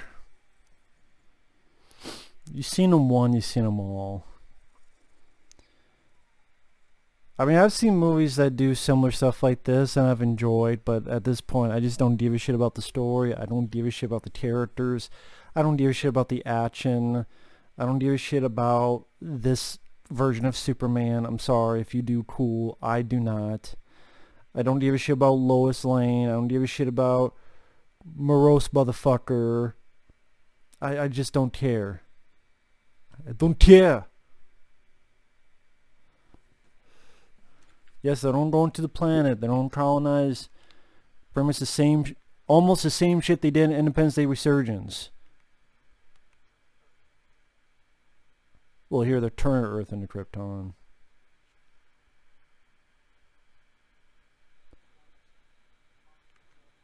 But yeah, thank God that these scientists were able to realize that in less than 5 minutes of what they were doing.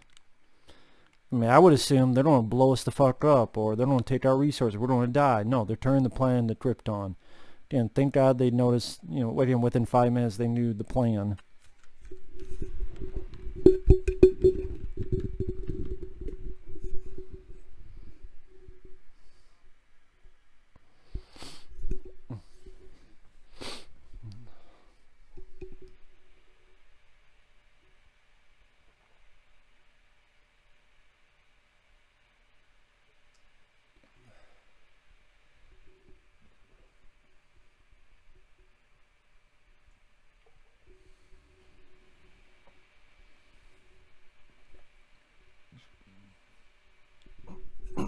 just listen to the exposition.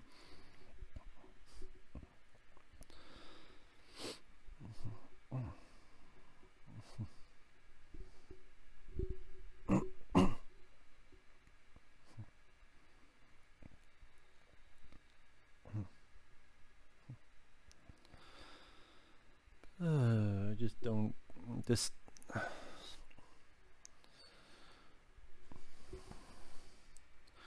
We literally don't have like the next 30 some minutes be just fucking.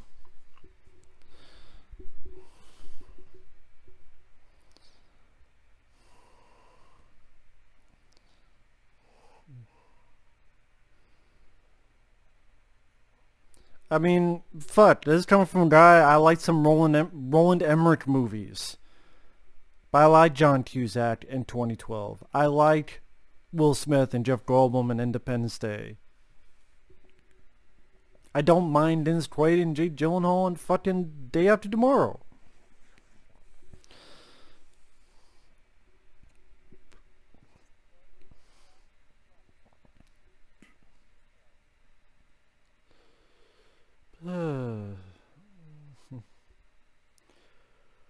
Why is Lois Lane with the military when they're going to drop this bomb? What the fuck's Lois Lane going to do?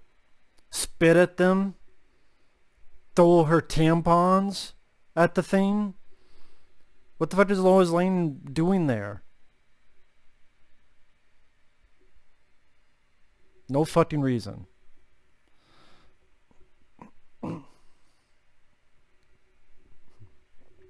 So now Zod has finally controlled the X-ray vision.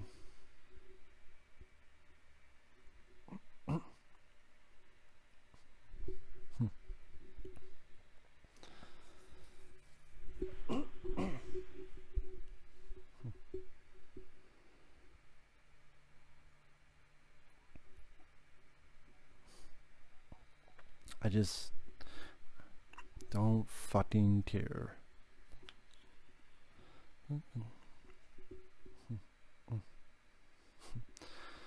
Yeah, Russell Crowe and Michael Shannon again.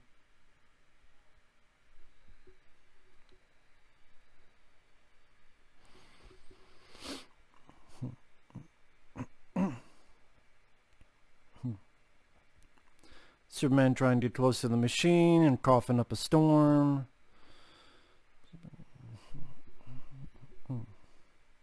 I have nothing to say about this. Just what am I supposed to say?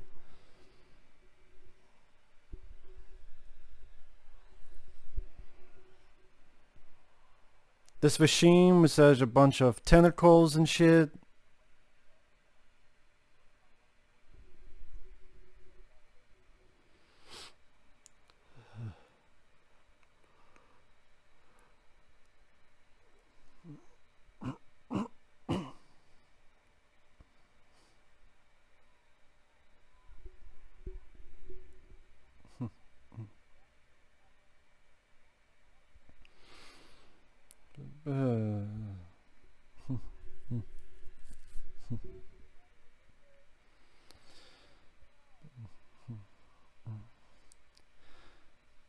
There's no way to warn people to evac. I guess not.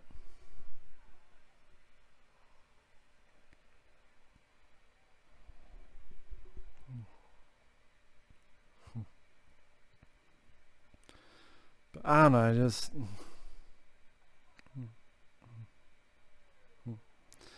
Yeah, I think someone said it best. This is not really a Superman movie. It's just an alien invasion movie. It's more on the tone, you know. That's really what you look at this as, an alien invasion movie, not a Superman movie.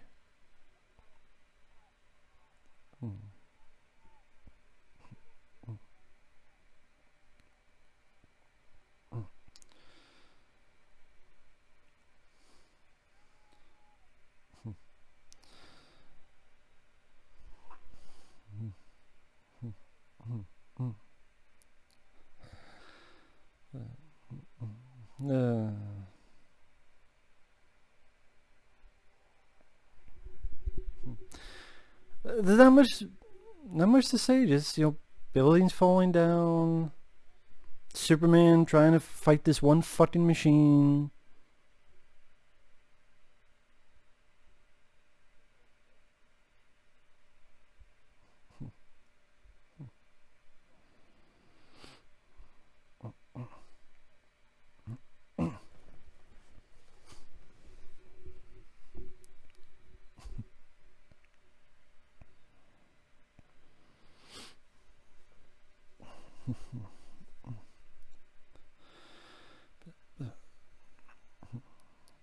Finish what you started by what?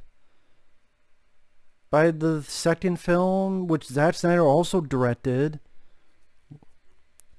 What was the follow-up to that?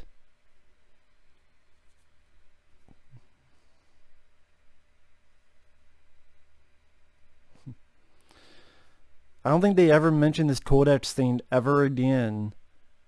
And anything else.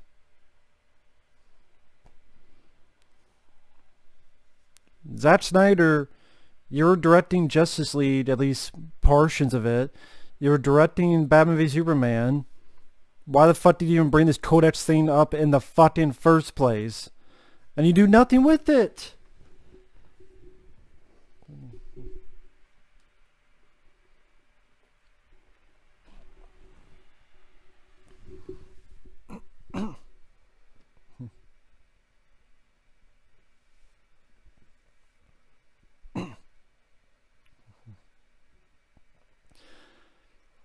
I guess we're supposed to get into that Superman can't do this as he's weaker around the machine.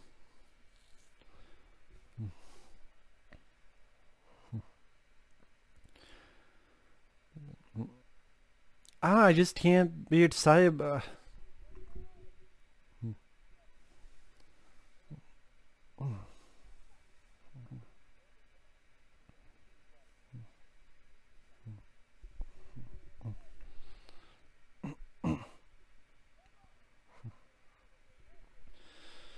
Oh my god, can't this just be fucking over, man?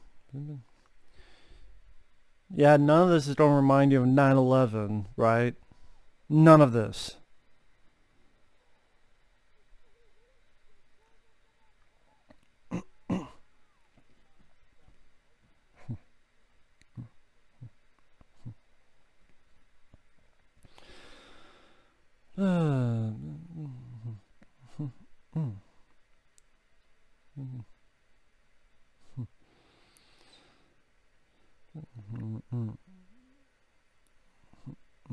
Guess Superman's getting his willpower to do something.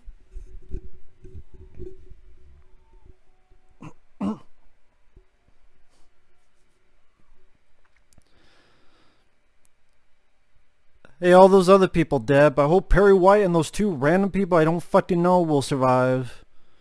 Perry White was in what, 2 scenes before this whole shebang?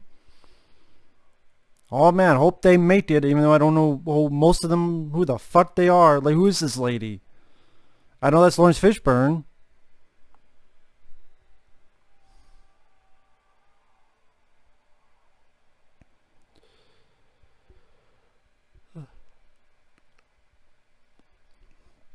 Well, that wasn't so hard, was it, Superman? Come on. God damn it. There wasn't such a chore, was it?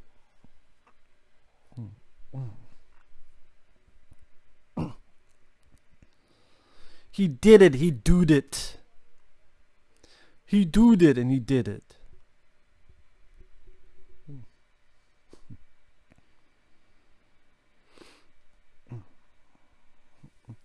Why is Lois Lane here again? Why is it up to her? You don't have any other men or women to do this? But Lois Lane, you know, a reporter, but somehow she knows how to work delivering this fucking payload of this weapon. The fuck?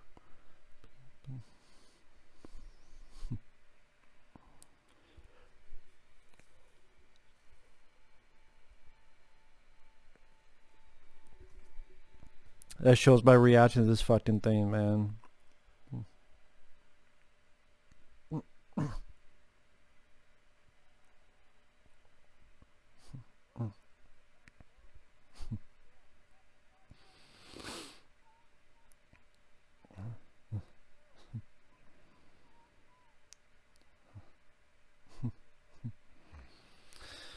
I don't give a fuck about these military guys.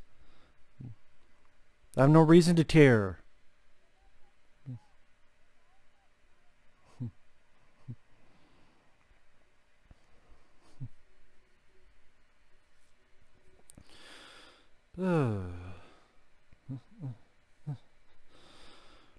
Hey, the bad guys, why are they not blowing them up already? Okay, you don't even have to target, just shoot. It's right in front of you. Literally, it's right the fuck in front of you. Boom.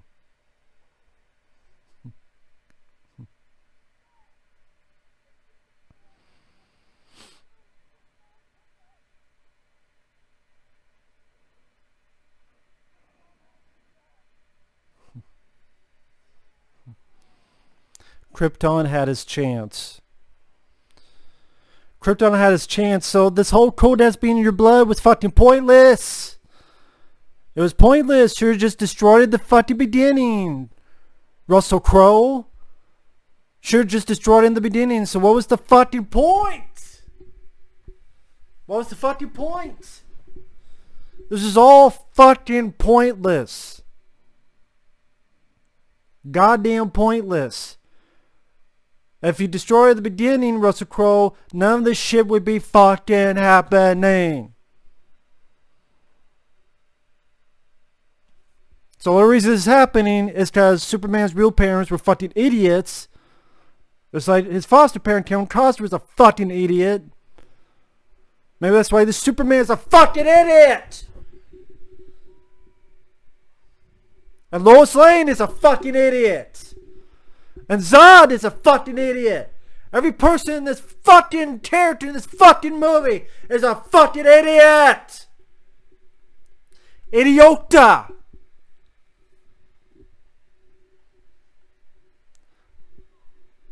Morose, moronic motherfuckers.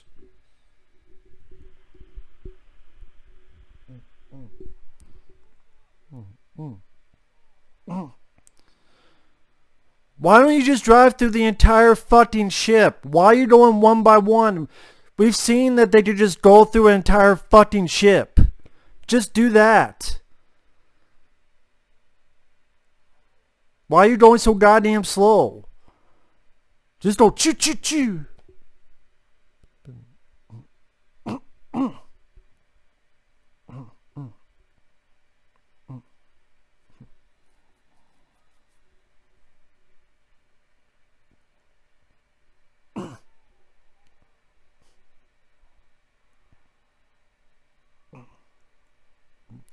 Here's that sort of black hole thing where everything is being imploded.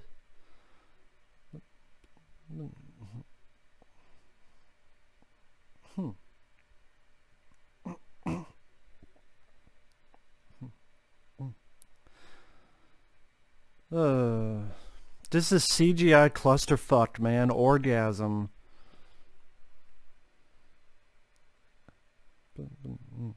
You almost say it's trying to be so relentless, it just becomes fucking boring. That's the thing, I'm already bored. Just constant CGI orgasm. Blah, blah, blah, blah, blah. The entire city is fucked up. They may seem as if it wasn't a big deal in Batman v Superman. Every shot, every building is in ashes. It's fucking Terminator. It's fucking Terminator. It's Terminator. They're in a valley of dead ashes of people and they're kissing. You're literally in a fucking valley with dead ashes where 9/11 times 11, every fucking shot, the entire city is dead as a fucking doornail and you're fucking kissing! You're fucking kissing! What the fuck? You're fucking kissing! Why don't you fuck on a pile of fucking bones? You motherfucking! When are the Terminators going to appear? Skynet has came and done and won. Look everywhere. But then Batman v Superman, there should be no Metropolis in the next fucking film. Look at this. Ashes to ashes, dust to dust.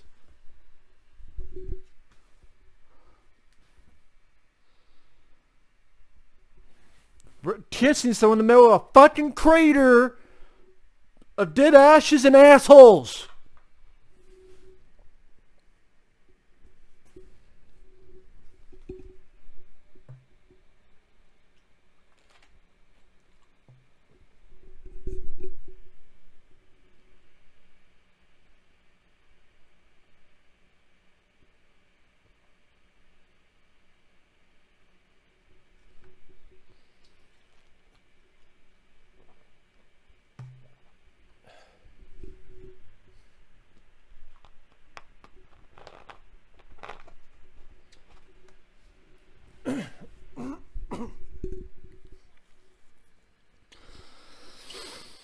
Now we got Superman versus Zod, and I don't give a flying shit.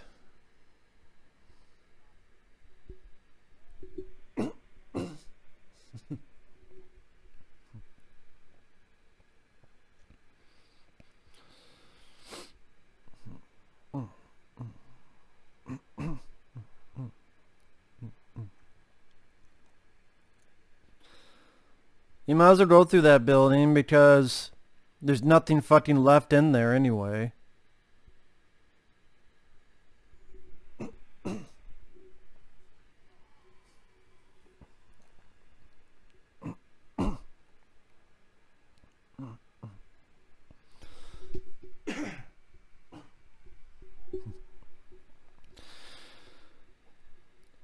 This is someone's version of porn, I guess.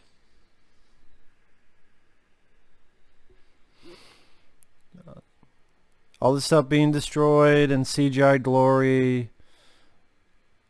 Now, why is every fucking building look perfect now?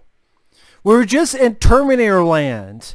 Now we're in an area where all these people are at. And it looks fucking perfect. It looked like 3 miles, 4 or 5 miles in each direction. It was Terminator land. Now where's all this shit? And he doesn't even stop the fucking thing. He lets it blow up, and this entire fucking... The Oklahoma City bombing has just happened because Superman just avoided it and then tried to stop it. He literally just stepped out of the way, didn't even try to stop it.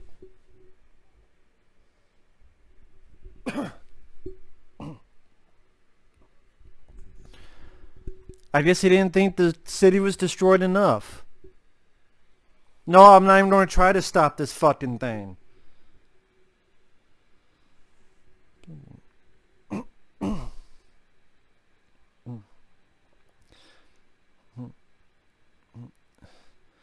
If he's going after you, why don't you lead him away to somewhere else? If he wants your ass so badly, he's like, come and get me. I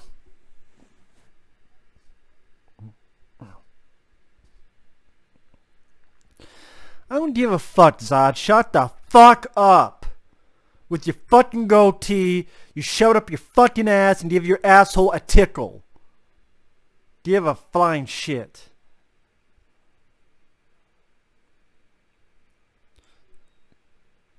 Don't give a flying fuck.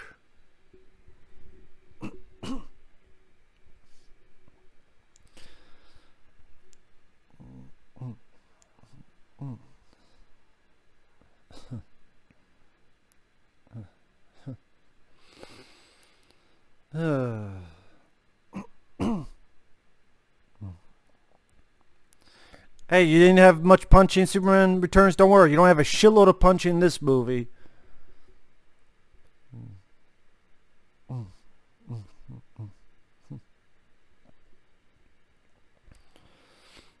Ooh, look at all the shiny objects.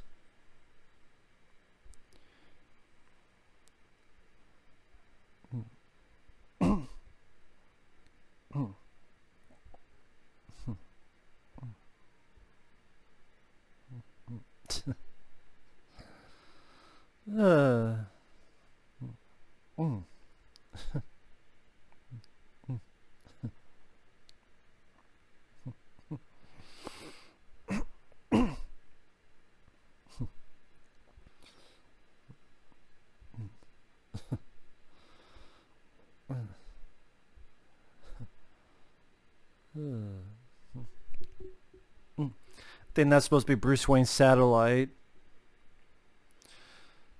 I don't give a shit.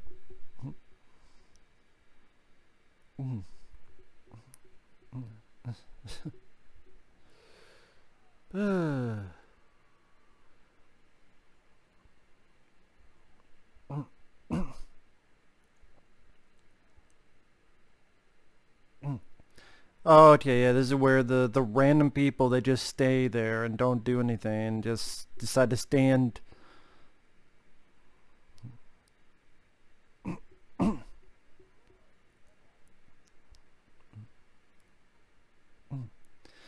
Like, why is he going so slow? Like, move, family! Look how slow it's moving. It's moving like this. Why isn't it just incinerate him? Move! Come forward! You could come forward. That's all it does. It's so stupid.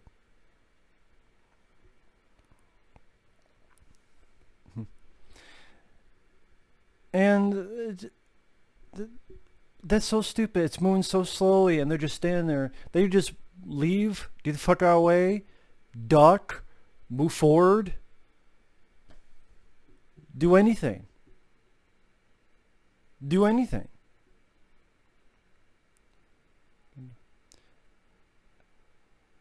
And why is Superman streaming? Why is he streaming ready to cry? Why is that? This is the guy who killed his father. This is the guy who killed billions of people now. Well, maybe billions is saying a lot, but millions at least. Thousands. Okay, at the very least thousands. Thousands of people are dead. And killed his father. Russell Crowe's character. Why is he crying? Why is he sad? Superman doesn't kill. They've never established that in this movie. They never brought it up. They made that a thing. You have to make that a thing in order to build up to be another thing. You have to actually do that. You did not do that. So you just have some guy going, ah, to a guy who murdered Russell Crowe, his dad, and thousands of people. You never established that.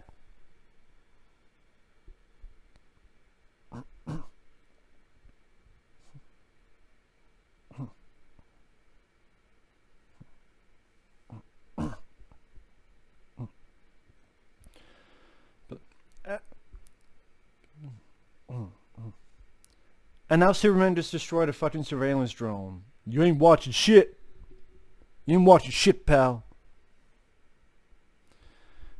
This is why we had the Fortress of Solitude, because it's solitude. But with all the people at the beginning, when he was a kid. Oh yeah, that's Clark Kent. I remember he did this when he was a kid. All the people that Lois Lane talked to. All the people Lois Lane talked to, when they be like, yeah, that's him. Because, you know, Clark Kent never wore glasses. I know that's a stupid idea to differentiate the people. I know. But even if you want to call into that bullshit moniker and the decades of Superman comics and lore, even this, there's nothing.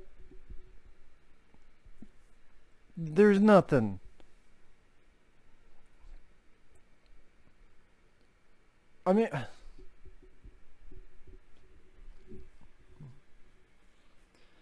so everyone would be like, oh, well, I remember that guy. He fucked up my car and put a bunch of, like, 4 or 5 telephone poles in it. I remember that guy. He saved me when, I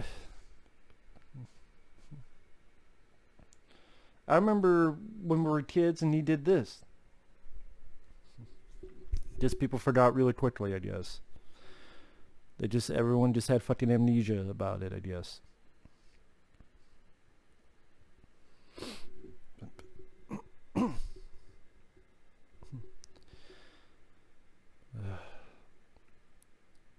It's pretty much Zack Snyder making a lot of pictures that are good trailers. And then you watch the movie and you go, trailers were better. Trailers were better than this. The music is good. The music is well done. Russell Crowe, Diane Lane, and others are doing their best, but Henry Cavill, maybe better director, maybe better script, I don't know.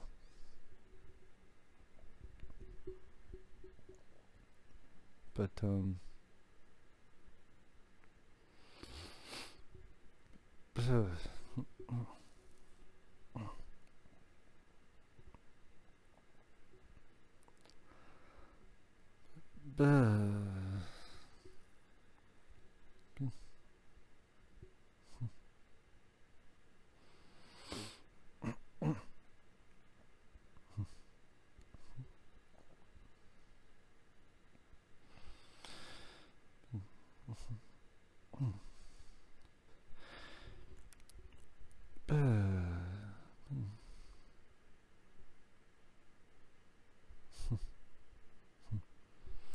Man of Steel. Like this music, it's David S. Goyer, fuck you. You're overrated piece of shit writer. I like Blade 2, but you also wrote fucking Demonic Toys. You're also the idiot, David S. Goyer, that thought She-Hulk was only made to fuck the Incredible Hulk and did not know that they were related. But you're writing all these comic book movies, but you didn't know who the fuck She-Hulk is. Don't believe me, look it up. He thought She-Hulk was just a girl created to fuck the Incredible Hulk. That's your writer for this movie. That's your writer for this film. Hans Zimmer, good job on the music. It deserved a better movie. Much better fucking film. Fuck this movie. Back off. Fuck off. Well, there you go. If you disagree with me, that's cool. If you think I'm wrong, that's... As a commentary for Nick Rosencrantz, who what are my thoughts on Man of Steel Boner.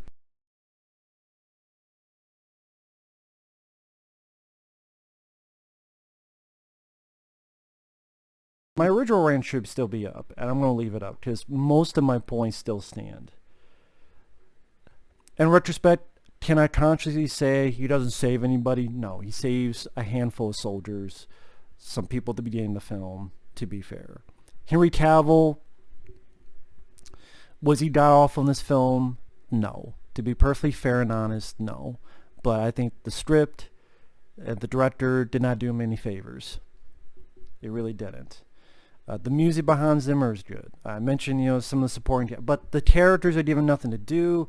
The script is fucking piss poor. The action, it goes on for so goddamn long, and CGI orgasm glory after glory after glory hole. They just gets tiring and redundant and boring. It's like they went from Superman Returns with little action to Overboard to the extreme. And you know what? Sometimes I can enjoy extreme. Some Michael Bay films. But then you look at the characters, you look at the tone, or you look at the circumstances. If each film is its own movie, then each one has their own strengths and weaknesses, and sometimes the strengths are much bigger. Some of the weaknesses are not as weak as other weaknesses, which are bigger weaknesses. Anyway, thank you, Nick Rosencrantz. I'm done talking about this film. Thanks for watching. Take care. If anyone's ever interested in requesting any reviews, commentaries, or anything else, my PayPal link will be down below in the info box. Thank you so much, and we'll see you later. Bye-bye.